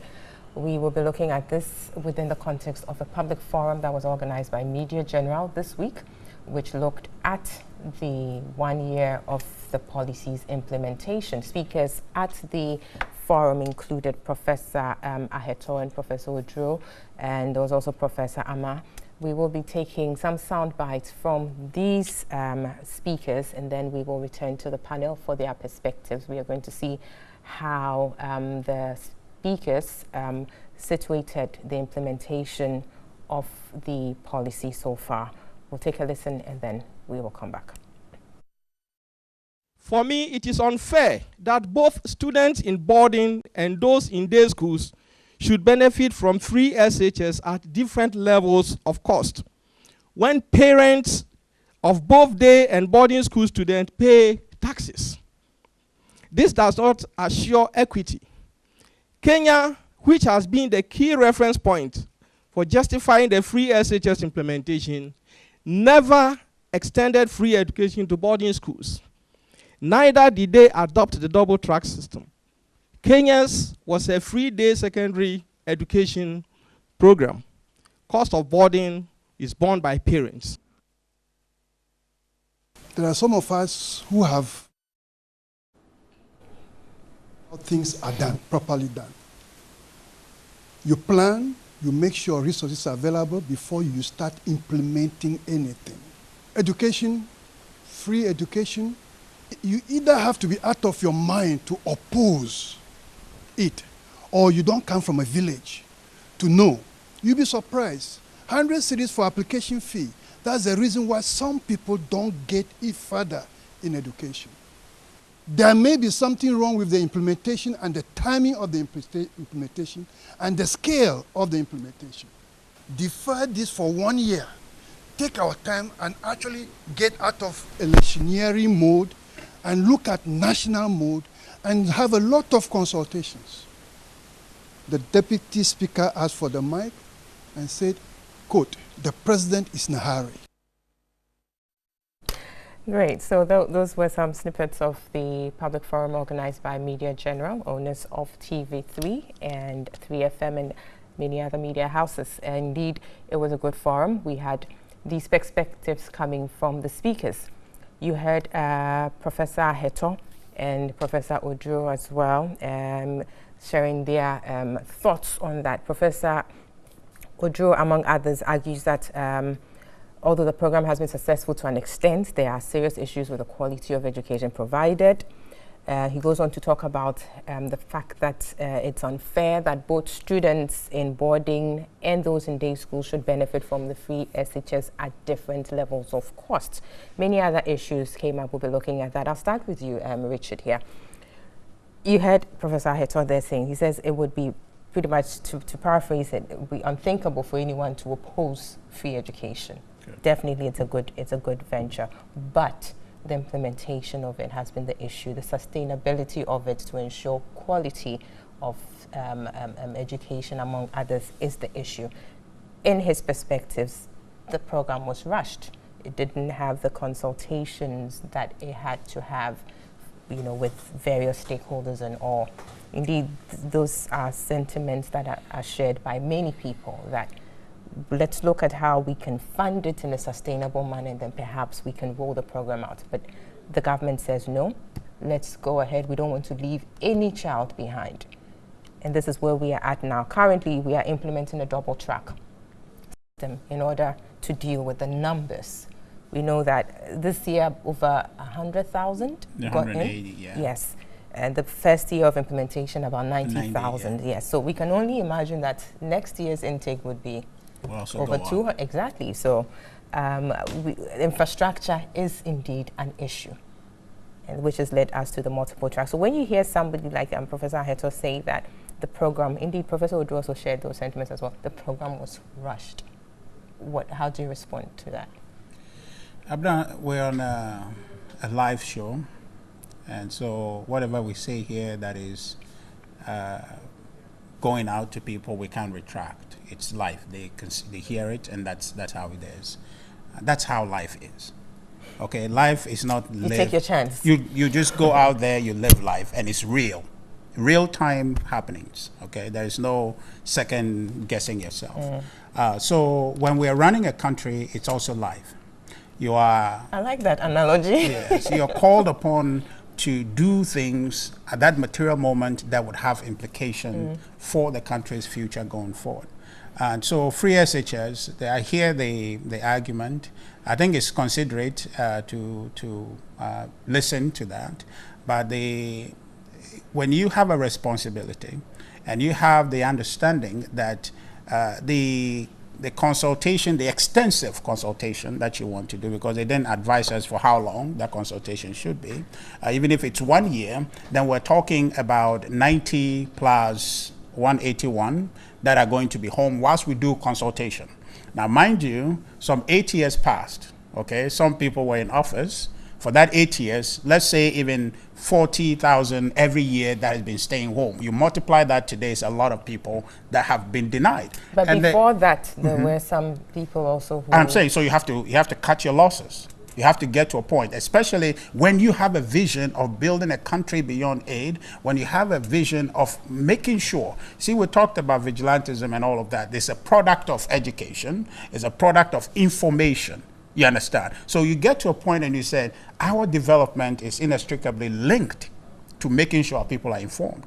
The very survival of democracy is linked to education. So then you come in as a president who sees the loss in terms of human capital development that occurs when we continue to use cost as a limiting premise for people to advance and to get the essential education they need to help us move this country forward. You cannot afford to say tomorrow will be when we implement it. You implement it now, because that's an essential agenda or project for this country. Okay, now. But what about the quality issues? Because with the increase in numbers, you're looking at an attendant effect or a corresponding effect on quality of delivery. which is what has led us to the multiple track or the double track, because you're looking at an infrastructure that is unable to deal or accommodate the numbers. Yeah. So all these issues are coming up. Indeed, yes, we need to have an educated population, but what kind of education are you looking at, or what kind of quality are you looking at? Because that also matters. You see, even if you have a situation where we didn't have double track and you implemented free SHS that is perfect, money and everything is there, you cannot guarantee quality. So for me, why not? Because you cannot guarantee quality. No, please listen to this. You cannot guarantee quality just because everything is in place. Really? You cannot. I mean, You see, how do you guarantee quality in education?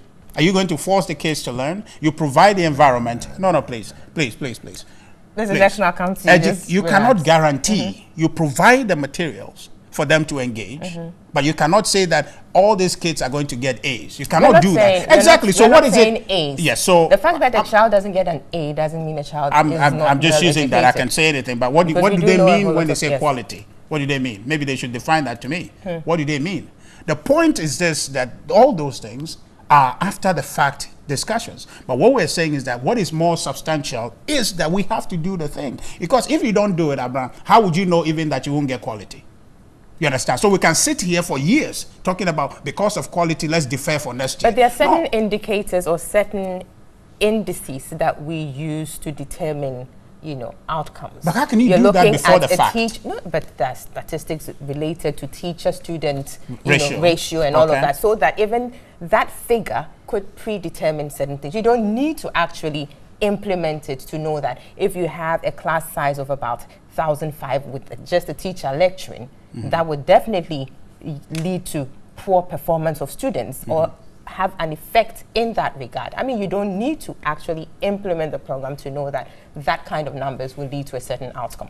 You see, let me just say, we have to be careful lest we focus on ancillary issues. The key issue here is that we want to educate our children. Now, when we implement the policy, we can have a conversation about how we enhance quality. Understand? So let's not muddle the two. Otherwise, we'll just be stuck in talking about irrelevant stuff. Quickly, the point I'm trying to make is this. I am yet to see anyone saying that they don't agree with the implementation. I like the professor for saying so. Now, all I expected, and I still am expecting all of us to do, is now to engage to see how we can contribute our understanding and knowledge to making sure what we complain about as quality comes. Very well. But all of us must come into that space because it's a national policy now, and it's not an MPP policy. It's a Ghana policy. Sure. So all of us engage so we can make it work. Quickly, that's before what I expect move to more. Professor Jidonu here, is still about let's contribute our ideas. They are contributing their ideas just as many people have contributed in the past. That why don't we have a system where those who can afford to pay, pay? And then the pressure on government in terms of funds is reduced because clearly people are willing and able to pay. But we've lumped everything together. So those who are able to pay are not paying to ease the pressure of government, are benefiting from that. And yet, we have a system where we are overstretching ourselves. Abna, if this policy was implemented out of the gate, and this government says, okay, those who have money to pay go one side, and those who cannot go here and get it free, there will be an uproar in this country. You think so? Absolutely. Absolutely. So these are nitpicking political thinking that is coming to space. As a national policy, it is designed to help Ghanaians. Now, if any, we just saw the Men's Go group of people who are aggrieved, and they're coming out to make a press conference. So if there are people out there who have money, and they think they want to pay, let them go ahead and support if they want to. But the idea is that you cannot implement a national policy targeting certain people. You understand? But you will not have the effect. You will not have the effect you want to have. You understand? Because then you are raising different standards for different people. That is not how you do national policy. But you do the policy. Isn't that why that's why there's the call for it to be targeted. Targeted at who? You can't just do everything. And what will be the criteria for targeting? Which is what we need to think through. So that's the problem. Those who are saying it to tell us. Think through. So that's where the consultations perhaps would. Consultation for how long? You see, those are excuses that people are making to actually. Maybe it's not about the time, but about how broad-based the consultation for how long? is. If you want to do a broad-based consultation, give me a timeline. 1 day, 2 days? So please, these are things people are saying after the fact. We are focused on doing what Ghana needs. Look, when former President Nkrumah implemented free SHS, limited free SHS in the northern region, the 3 northern regions, it worked, it did. There are individuals who have risen to prominence in this country who benefited from that. Why didn't they elect then to say, we can pay? Because there are very notable people, I can say their names. But that was targeted, whose spirit? Nonetheless, too. And I'm saying we have done the targeting already. Why are we doing targeting today? Very well. But Professor Jidodu, tell me why you're smiling. I'm smiling because it's becoming more complicated. Okay. Now, all the people are saying is that we need to think through this. It's extremely important. We need to think through this. We need to target this thing somehow. You see, when the MPP first announced this free senior high school policy, the impression we all got was that when they start, all the levels, year 1, year 2, all of them will get it at a go. Okay? At a go. That was the impression. Senior high school free. It means that all the senior high school, people in senior high school, it will be free for them. That was the impression we got. Okay? That was your understanding. Well, they never said that they are going to stagger it. They never said that. They just said free SHS. Where did they stagger it? Say we're going to start with what? This first group? First intake. And then we will increase it as we go. What are they trying to do that? Because it's a big issue. They try to walk rather than run. If they want to run, they will have brought everybody in at a go. They want to walk because of the size of the problem. So they even started doing what people are talking about now. We need to think through these things. So the idea, which is a clever and a smart one, that let's first take this first cohort. The next year, we'll add on that group. We'll add on that group because it's not because it will be difficult logistically to do it. It's because of money, resources. So the MPP leaders thought about the sustainability of the project before they started. If we do all that now, we will not get money and we will fumble on the way. So let's just take this cohort. So they are actually doing what people are already saying. Walk rather than run on this policy. Now, on the issue of targeting, it's part of the walk, not run approach. Because at the end of the day, we all support our kids going to school. That's the first thing. You don't gonna see anybody now who say their kids don't go to school. It's always great if somebody can pay for it. So nobody is against free senior high school. People like free things too. Well, especially education, which is very expensive for a lot of people. Now, to make a process effective, you must make sure that the money is spent where it needs to be spent. That's part of the walking, not running. So the argument is that we don't have a lot of money. That's why they didn't group in all of them at the same time. You staggered it. For the same reason that we don't have a lot of money for the sustainability of the problem, we're not even as parents who can volunteer. We're not talking about means testing. I'm sure there are a lot of Ghanaians in this country who will say, if the government just announced, can you volunteer that though we have a free SES, volunteer that no, I don't want my kids to have free, I think I can afford it. A lot of patriotic Ghanaians who have the means to do it will offer that. That's the first goal. You're talking about targeting, it will be difficult. It's not difficult. Even scholarship, even in developed countries, is means targeted. Not everybody gets a scholarship. If your parent has the means to send it to university, they ask your parent to pay. Okay? So what we are talking about is that now, we're not in the first group. The second group is going to come. More sustainability issue. Then the third group. Then by the third year, by the government, this government time, I think we roll about 3. The second group is actually is in already. Is that correct? Yeah. Then yes. Then the next group is going to come. We don't have a pot of gold down there. We know as a country. So the issue of targeting is extremely important. The finance minister mentioned it. This is not a matter of just talking about real time. Would this be this thing that we all support? It's great that MPP introduced it. Is this sustainable? They may say, don't worry, it is sustainable, wait and see. Okay, we are waiting and see. But it's good for us to talk that, look, we think there are issues because we know Ghana we are. Now, on the issue of the free HSS, the thing about education is that if you put something here, it have other effects somewhere else. Okay? That is when we started this, people discovered that, hey, the infrastructure cannot contain it, so we come with a double track system. Now, the minister in charge of tertiary education, they already telling the universities, this group, by 2020, we must accommodate the universities. Do we have the spaces? No. The public university don't have the spaces. The public universities are struggling with funding from government. They mentioned a point, I think the Vice Chancellor of Lagos, one of them, make a point recently. So they are already struggling to contain the one we're talking about. Have we actually thought through how we are going to contain these keys when they finally reach 2020? Because you see, nobody advertises a job these days and say qualification senior high school. Sure. Nobody. So we must plan. So a journey go to Tamale, you don't only plan to reach Kumasi. You must think through that, look, eventually the kids are going to reach Tamale.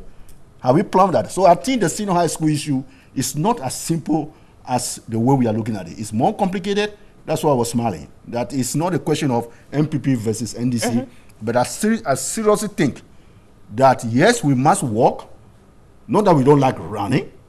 The nature of the problem, we don't have the means complexity, we don't have the means. If somebody says we have the means, then show us. Because already we are finding that the lack of means, which made the government to stagger the system, is already showing up. Okay? And then we need to be careful. And the education of our kids is not something we joke with in today's knowledge economy. Okay? So I'm now worried, after we finish the senior high school, will these students move up? Okay? Of course, the government might have planned for that. Let's hear that. I don't want it to wait until year 2020. Before say, hey, the kids are out now, what the hell are we going to do? I think those issues must be debated. Probably that's why the universities are currently running the double track system with the sandwich courses anyway. So universities are running what double track? There's a sandwich course programs for universities. Don't we have that? So well, I'm just thinking, with the SHS, the way to deal with the infrastructure was let's do double track. So how do we deal with university for well, the university, because they already have the double track? Well, the university that I said, as I'm sitting here, I don't have the solution. The people who are planning all this must think ahead. I said the journey to Tamale, we should only think about reaching Kumasi. We must think beyond that. So the senior high school issue that this government brought about is a great thing, but it's a big thing. Quickly, and touch on something yes. Professor Joe also said in his address. Quickly, then I move on to Honorable. He says, still about the targeting, there's a need to exempt students whose parents can afford, we've touched on that, to pay for their awards tuition. But he goes on to say that exempt Class A schools like Achimota, Wesley Girls, they should not benefit from free SHS. The free SHS policy should only be extended to children in those schools who have been identified as coming from poor backgrounds who cannot genuinely pay fees. I find this a bit problematic in the sense that it's assuming that everybody who is in these Class A schools comes from a well-to-do family. Yes, but that isn't the situation. That's not the case, yes. That may be the case, but you must show it. But I don't think that is the best way to do it. Targeting a particular school, you're going to have a serious issue with that. I think his first suggestion, which most people are suggesting, is the targeting, the means testing, the targeting. I know it will be difficult, but it is easy to do if you look at it carefully. For example, we know the work your father is doing. Your father is a policeman, is that correct? Is it a private? Oh, no, what is it called? Is it private? Constable. Constable. Is it a constable? Yeah, it's a constable. Okay, we think you cannot pay. Is it a what? A sergeant? I think you can afford. And even you can say that even the free HSS, yes, the free HSS, we may give some people full scholarship, and some people half scholarship, and some people zero scholarship. It's done all over the world, all over the world. When I was in the UK, they were the citizens of UK go to university on scholarship. Is that correct? But sometimes those things are mistested. I know it will be difficult to do, but it is very important. All we are worried about. I think it's the challenge of doing it, which is the well, of course, you see, of course, nobody say that it's easy. We're not doing all these things because they're easy. If you say that it's a challenge, it's difficult, so we don't do it, then we must as well not do a lot of things in life. The point you are making is that if you don't resolve it, look, the other side of the coin is that if you have enough money a pot of gold down there in Ghana to support free SHS with no wahala of any sort, then make it for everybody. We don't have a problem. Very well. But in the situation that we anticipate, rightly or wrongly, that you may have challenges of sustainability, there's a way to economize, to spend, target the money on the kids who that really, really need it, not on the people who may not need it, but they can afford to do it. By the way, before the free HSS, we are sending kids to school. Is that correct? Right. The ones which are brought in are the ones who could not do it. Yeah. But some of the ones which are brought in could have been able to pay. But what we are saying is that let's make this program sustainable. And here are some ideas. Don't just sweep it away and say that it's challenging or it doesn't make sense. Very well. Honorable Pelpo, how do we make it sustainable? Well, first of all, let me say that I wholly supported Dr.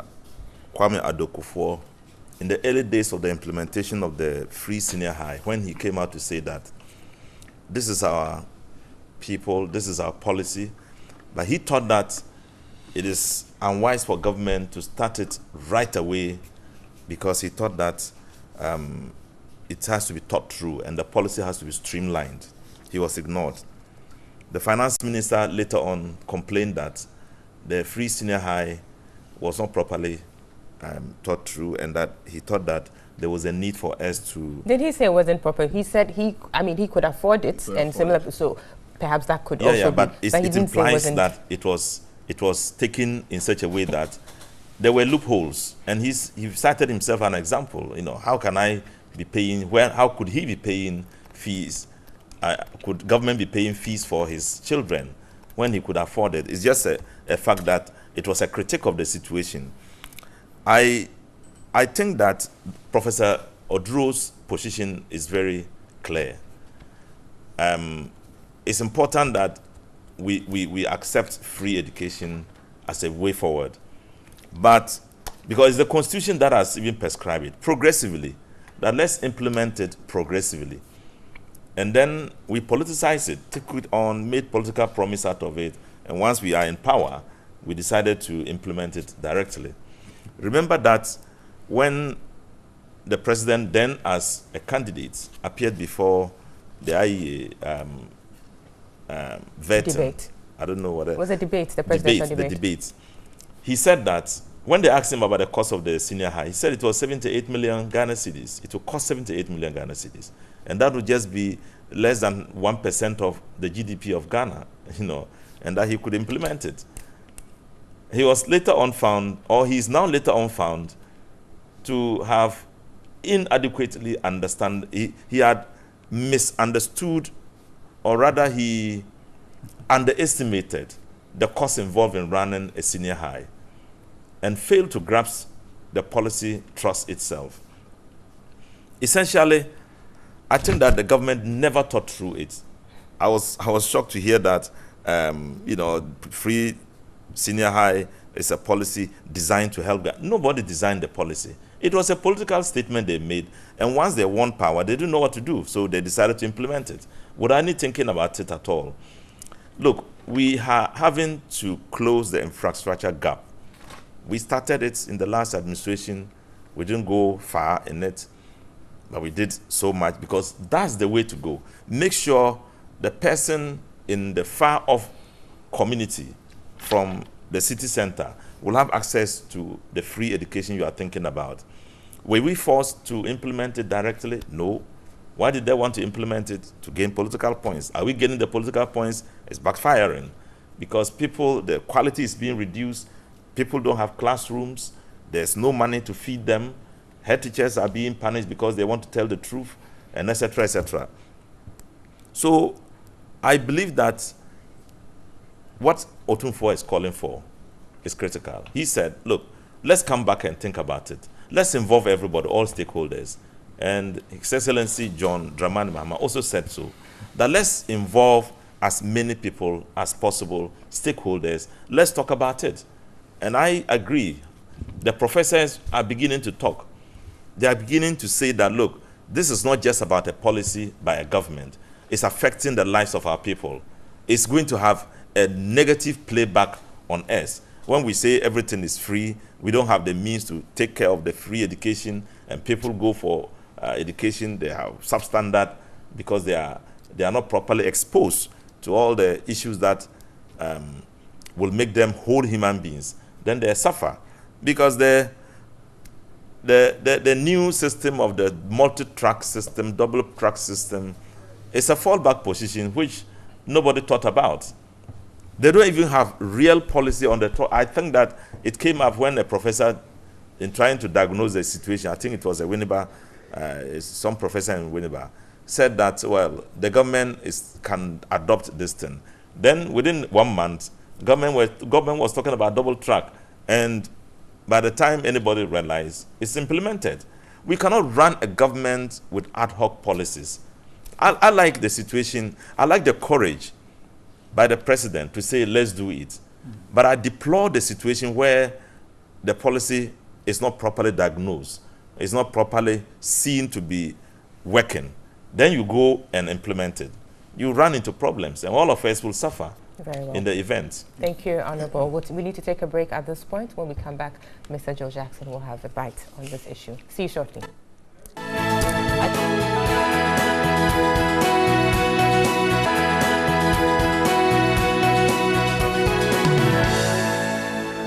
One of many.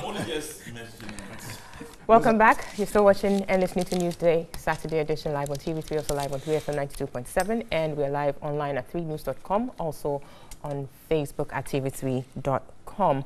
We are still looking at the free SHS policy and a year on, how it's gone, what are the challenges, what are the prospects. We will be going back to the panel for their perspectives on that. Indeed, Mr. Joe Jackson was to start, but he ceded a little bit of his time to to Richard here. So Richard, quickly, I think it was in reaction to what Honorable Pelpo said. Quickly. You know, generally across board, I hear the suggestion that we should do this, we should do that, we should mean test and all of those.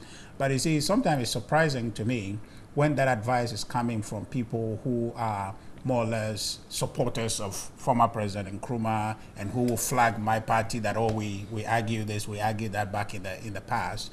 But you see, he implemented limited free SHS concurrently, doing it at the same time, building and doing so. At the same time, even before we found our feet as a country, we were talking about creating a united Africa. All those things were done in real time, concurrently. But the context there is way different. No, forget about context. What the context here I want to relate to is that we're doing multiple things. We're big projects, okay, which we can afford to delay. We can afford to do consultations. We can afford to do all sorts of things too. The excuses that have been said today, we can do all those things, but it was done. Were they good things? They will say, yes, it's good. Okay, so we're saying that we cannot afford to say our children should continue to stay home. Look, we're saying about people who can afford, but there are thousands more out there who cannot afford. Doesn't matter how long you do your consultations for. So those are the ones who should be exactly. So those are the ones that I am saying that as a country we should become aware of their existence. The very poor in our society. A time has come for us to lift them up so that as a country we'll grow together, not just a few in the middle class growing and everybody else left behind. I think Mr. Jackson is beginning to assert his place now to take his time. So but I want it on record that we've got someone on the UP tradition extolling the virtues of Nkrumah. No, I was just making a... No, it's on record. Give credit where it's due. As you say, it's on live TV, so it's recorded. but back to the issue on the table. Listen, I like what Professor Aheto said. He says, you must be crazy to oppose free education. Yeah, education. And what we are doing is that we keep bringing this argument as to whether the implementation has nothing to do with accepting that it's a good policy. And the argument always comes to break down as to whether free education is good or free education is bad. In any case, the Constitution says free education. I want to point out something. That it says free education. It didn't say free boarding. Hello? It didn't say free boarding. And part of the problem we have, is that why is it that the government is paying because I choose to take my child to boarding school? I mean, I'm fine with you giving everybody who comes to school a free meal or a good meal. That makes sense. But why are we paying? Listen, I started this by talking about my constituency and my mates in school, and we went to boarding school, and for me it was a life-changing experience, and it was a great experience. But in today's Ghana, under our realities, shouldn't we be pursuing a deboardingization policy? A what? Deboardingization, removing the boarding schools Right. out of our system, rather than entrenching it and now making it free. But what, okay, I am reluctant to ask why you want the boarding system to be taken out, because I know it can open a whole Because discussion, I'm saying that if, listen, in the universities we've gotten to the point where you can get into the university, but you have to find your own hostel. I'm saying let's start implementing something like that. Parents are responsible for where their children stay and go to school. Let's take it out of the equation. Let's say that we will give everybody a free education. We will But the make parents should just take the cost of boarding then. of boarding, yes, or if you and make sure that in the areas that matter, you know, the sad thing, the areas that matter, where the poorest of the poor are, even the simple things of going to boarding school are beyond them. Let's use that money to provide more schools in those areas, better facilities. I heard my brother here say you can't assure the outcomes. I disagree with you. You can assure the outcomes by making sure that the teacher-student ratios are better, that the children are not sitting under trees. You can that better teaching items. They spend more hours in class. They have better facilities, access to computers. They don't draw computers on a blackboard. Those can assure and guarantee better outcomes than we are having now. Labs are well equipped. Labs are equipped, and they have more schools in the areas that matter. And listen, our reality is that we don't seem to have enough money. If we had enough money, it won't be. It'll be a breeze. It will be a breeze. And we have to accept that. Listen, I say this. Nobody disagrees with free SHS. And I also agree with the president that the quickest way of killing an idea is to have consultations. So what's the beef? No, man, that's not my beef. My beef is this, that let's go ahead. I have no problem. So let's not consult? No, but let's consult. The thing is that as soon as you go into consultation, they act like you are against free SHS. We are not. We are all for the policy. I'm all for the president going ahead. But I'm saying that let's start fixing the challenges there. The point is to educate people, not just rush them through some system that you call schooling. Is that they should come out with outcomes that make sense. That they should come out and, as you said, be able to know that they cannot be vigilantes or discern what promises people are making to them that are unrealistic.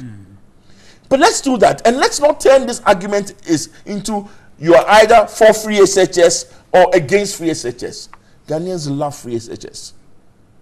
If you've ever dealt with people who are poor, if you've ever dealt with the poverty situations we have in this country, you see that free SHS, no one should doubt that it has an impact. Okay. Even the number of students that we have now is the surest evidence that there are people who are coming into school now who wouldn't have come. Yes.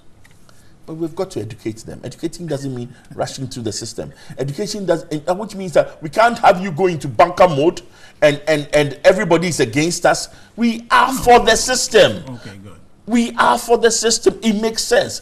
I applaud the president in rushing ahead. Good. But I'm saying that, so, okay, you let's started revise it. as we Let's go look along. At, Is that what you're saying? and it doesn't have to be us against everybody else. We want better educated. Let's have the argument now. Are we saying that we don't want better educated people? I think that is not. That's what we're doing. Undisputed. Exactly. I mean, we Listen, clearly want that. the issue with quality was there long before free SHS came into play.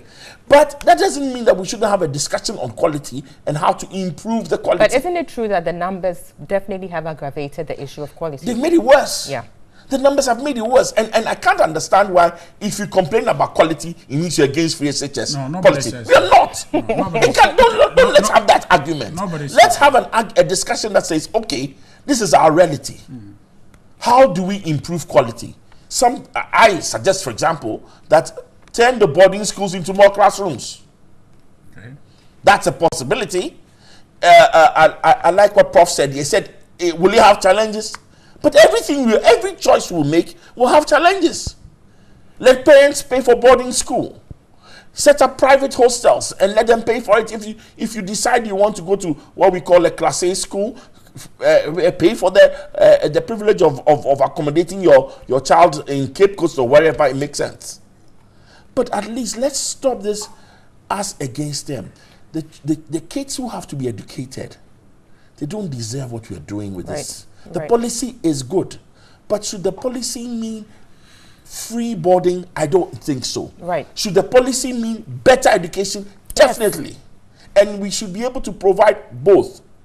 More people getting educated and more people getting a better quality education than we provided so far. Quickly, Richard. The president, I remember when he launched the free SHS policy, I can't remember which school it was, did anticipate that, yes, there would be challenges. He said that, I mean, I can't quote him verbatim, but he says, we will falter or we'll fall, but we will get up and all of those things, but we will need to build it together, something to that effect, which means there's a certain yearn for, engagement. But we are not seeing that engagement. What we see is people put out opinions or ideas as to how best it would be done, but then it's quickly, like Mr. Jackson will say, you go into a defensive mode and that kind of thing. So how do we work together to make it better? Well, you see, putting out ideas is not on TV. Then people who are putting these ideas know where to go and put those ideas. And I can. So you're saying you're receiving memoranda? Well, I'm telling you, those engagements are ongoing. Otherwise, how did we come about with double track to ensure we address the increasing number issue? So there's certainly an engagement. And you see, this president is one that when we go beyond the politics, we can see the heart behind what he's doing. And that's where I say we should focus. So definitely there's engagement, and we invite more. But let that engagement be constructive. Let that engagement be directed to the places where they must go for those input to be integrated in what we're doing, not on TV. Even the ones on TV, but you see, the ones on TV are taken. Okay, but you see, when my honorable and myself sit here, then he try to make it appear as if it's not good enough, and then I have to let him know that it is good. So that's just where it is. But the engagements are ongoing, and these ideas are being taken on board, and it's going to work. But how widely publicized is that process? But you don't like how? So people should know. Exactly. Well, those who have stake in that industry, those who have stake in that operation, they understand where those concerns must be lodged. We have a Ministry of Education. They know where to go with that idea. My thinking is this, respectfully, I mean, we've all agreed around the table that this is a national issue. Of course, yes. And so it should be treated in that way, in terms of its implementation, in terms of its review and revision to make it better. So it's that aspect of making it better that we would want to see, perhaps, that having given it a certain look of, a bigger inclusive. Exactly. Yes. But we are not seeing that. Yes, people There is. may be coming behind the scenes to do also, but we are not seeing it. So when you talk about, I mean, we can have ideas thrown about, bandied about on TV. How else are people supposed to, contribute or feel a part of this process of making the system better? Yes. We've had in the past, maybe, I'm not saying let's create a committee, it's just putting things out there, but let's have some national approach to it, a consultation, a conference, something. No, I think I hear you on that, and I think the leaders in that area are listening. But one thing I want to assure you is that it's being done. There are inputs that are coming, and they are taking it on board. Otherwise, we had 90,000, we had 181. We couldn't have contained them, but it was based on some input, some thinking, some serious But I think that undertaking. thinking was put out in the media, if you ask me, or unless that wasn't the case. So that I'm saying that whatever inputs that are coming, they are being taken on board. But the thing about it is that we have to understand once and for all that this policy is good for Ghana. Oh, that is idea, not debatable. The idea that doing the I same think that is thing what again. Prof, have you put in any the issue ideas back to whether we like free to make it better? That's not the issue. No. Everybody loves research. Oh, you have can't it. be the discussion. It reminds me, General Ike Achampon was asked at the press conference, how will you get the views of the citizens? He said, oh, everybody should write me a memo on everything he wants done. Yes, you are correct. We don't formulate policies or comment on policies on TV. But what we are saying, that if you say the consultation is taking place, probably it might be taking place, hush. We don't know about it. If the consultation is taking place, let's see the views. Now, you see, before you start any big national policy, before you start, you must plan and check the foreseeables, things that could happen, things that could go wrong. Do we have a document like that for this national senior high school program? Probably we have. Is it public? I have not seen one. Good, never mind, let me finish. Even if you don't have that document, the aspiration is great. Once we start the work, there are challenges that come on the way, and we must find a way to resolve them.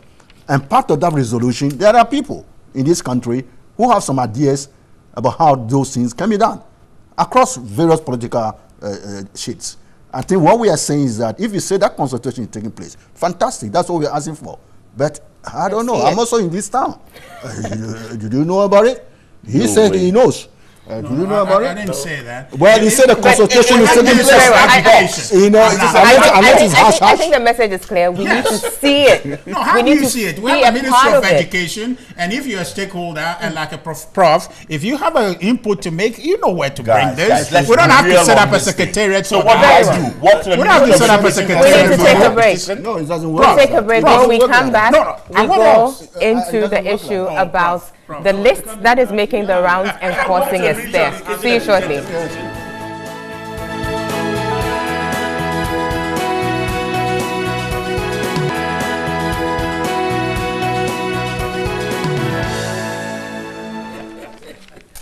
Welcome back. This is Newday Saturday edition, and we are live on TV3, also live on 3FM 92.7, and live online at 3news.com. Also live on Facebook at TV3 Ghana. We'll be wrapping up on the show with a look at the list that is causing a stir. I'm talking about the Vice President's delegation to an UNCTAD conference last September. The list has 21 persons on there. Government is saying it was supposed to be 16, but the number was stated as 21. Popular view is that this number, whether 16 or 21, is bloated, oversubscribed. What is it with our government delegation and their huge numbers? We'll be looking at that soon. But before that, there's a message from Vodafone. It says, don't call me, oh, don't call me. In celebration of our 10th birthday, we are giving you a rate of 10 pesos for everything. Call any Vodafone number or other networks for just 10 pesos per minute and browse for 10 pesos per megabyte. That is not all. You also get to enjoy 10 times the value of the credit you buy and share that same credit with 2 others who also get it 10 times, like Ikikimi style. Yes, it's a 10 distance. So this is for you Vodafone subscribers out there. Go out and benefit from this promotion that is going on in their 10th year of existence. Great. So, Honorable Pelpo, start us off with this one, but I know you wanted to raise something about the free SHS quickly, so you tie it into the list we're looking at. Yeah.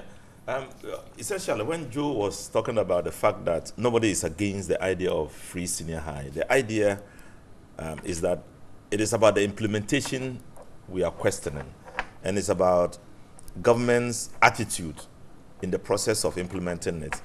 the attitude is such a way as to be, they behave in such a way as to suggest that they don't care whatever anybody is saying. The ego is too high. No consultation is taking place. Nobody wants to. Once you say something that is against the policy, and that suggests to them that there should be some kind of reform or some kind of arrangements that will, lessen the burden, then they are against you. So I think that there should be all ears and willing to listen to Ghanaians. We are the ones you are doing it for. So when the repercussion is coming back to you in form of critique or suggestions, don't shy away from it. Don't think that it is something that is going to take away any credit from you. You've already started the implementation. We can do nothing but to support it. And part of the support is to give you progressive ideas. Anyway, so the delegation of the vice president to the Geneva, I think the concerns really has to do UN with the conference. impact on the public purse. Yes, it's so serious. You cannot imagine a government that has come on the back of saying we want to protect the public purse and doing all the things they are doing. 110 ministers, 1,000 members of his or workers in the presidency. You go for delegations, you are sending 21. When just Peru, for example, send one delegate, many countries send just one, because the invitation is to the vice president, not to anybody else. You can't find space for 16 people to sit. What are they going to be doing there? But that tells you how reckless many of our, the public purse is being handled. So much money is being spent for no gain at all. And I think that Ghanaians should begin to talk much more than we are talking. We are talking. I believe that talking. We should have more citizen consciousness. That doesn't matter whether it is even my party or somebody else's party. We have to begin to question policy implementers and makers of how they handle the public purse. Very well, great. I mean, we're running out of time, so quickly, Prof. And to make it worse, the vice president's wife is also second-said another similar delegation. Very well. Why? Yes, we'll be looking at that as well. Prof, your comments on this. I mean, we see it happen even in the arena of sports. You have the technical team or people appendages to the team overnumbering or outnumbering the playing body. Yeah. And again, it goes back to the taxpayer. Yeah. So what is it about such trips that we just can't deal with? People who need to be there, who have to go. Yeah, but we all are traveling, especially if somebody is paying for it. It's as straightforward as that. That's why when something is going abroad, everybody wants to be on the delegation. Yes, of course, we must be concerned about how much this is costing us. We don't mind if they want to go and they want to pay their own fare. But going there, the numbers must correspond to the business. Exactly. And they are going to do there, and also the returns we are going to get from that business. I don't know whether to take this issue on a lighter note or a serious note. Now, the vice president was invited as guest of honor. Is that what he said? Yes. Because a response that they gave was that his status Yes, as compared the others to didn't have that they don't arrangement. have it. So. Never mind. So he was invited as a guest of honor, not the speaker. If he's the speaker, he's the only person who's going to speak. Is that correct? A guest of honor. Now, never mind whether the others came with 2 or 3 people, but the question is that can Ghana afford that delegation? Okay. Normally, when you send people to that part of the world like that, there are embassies. We have a whole mission in Geneva. I think UNCTAD. There is some Ghana delegation in UNCTAD. Normally, when the president or vice president travel in some countries, the people from the embassy are asked to join to do the same job that the people will take outside. It's because everybody wants to travel, and they want to travel on a public money. That is why they get all these big delegations. But should it be left to people wanting to do something so they are allowed to? Well, I think the government put some embargo on travel. Oh yes, that was in May this year. Very good. That is, you see, that's the point. The government is aware that this travel is costing so much money. That is why they put the embargo. on it. Recently, the president of Tanzania also put embargo. Recently, too, also the president of Liberia, the new president, also put embargo. Okay, even in Gambia, they put embargo because these things is costing a lot of money. Okay, so I don't know what exactly goes into the thinking. Probably because they put embargo, a lot of people were not traveling. They got this opportunity. Everybody want to be on. But the embargo was this year. And this UNCTAD conference happened last year. Last year, okay. Yes. Probably the reaction to that kind of big delegation is this sort of embargo. I don't think anybody can genuinely say that this large delegation is something we can afford. Right. We cannot afford it.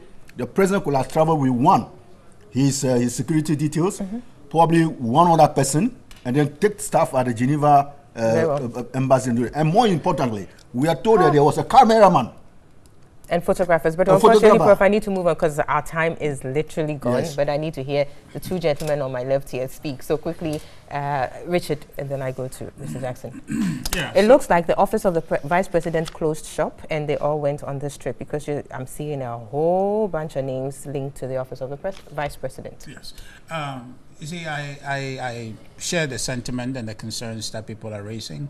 It actually comes on the back of the president who encouraged all of us that he is interested in protecting the public purse. So I invite that discussion to the extent that we are living and pursuing the dream of the president to make sure all of us are protecting the public purse. But you see, the number is a bit, it's 21 is what is reported. But I think from what I know, 5 out of that were there on a separate business. So what I guess... So 16, but still yes, a huge number.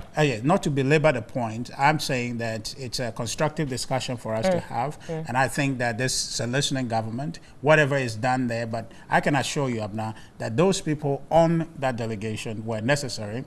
Nothing... I'm sure we could debate that, but we don't have the time. No. Let me just do 1 second. So what I'm saying is that they were needed. It was not frivolous. But what it is that going forward we'll be a little more, focused on that. So it's a conversation that we'll receive in good faith. Very well. Mr. Jackson, quickly, you have our last second. Sadly, we look at this all plays into the narrative about the size of government, right. The number of ministers, and how even though the end may justify the means, for our perceptions, there's something wrong somewhere. No. And there is something wrong somewhere. It's almost as if there is some gravy train that is taking place and some of us are excluded and having to tighten our belts. Very well. On that note, we've drawn the curtains on the show this morning. Indeed, it's been a pleasure. It's been interesting here. Thanks to you for making the date with us. Thanks to the panelists, Mr. Joe Jackson, Mr. Richard Ahiagba, Professor Jidonu, and the Honorable Dr. Rashid Pilpo. We'll be back here same time next week. Do have yourselves a very pleasant weekend. Bye-bye.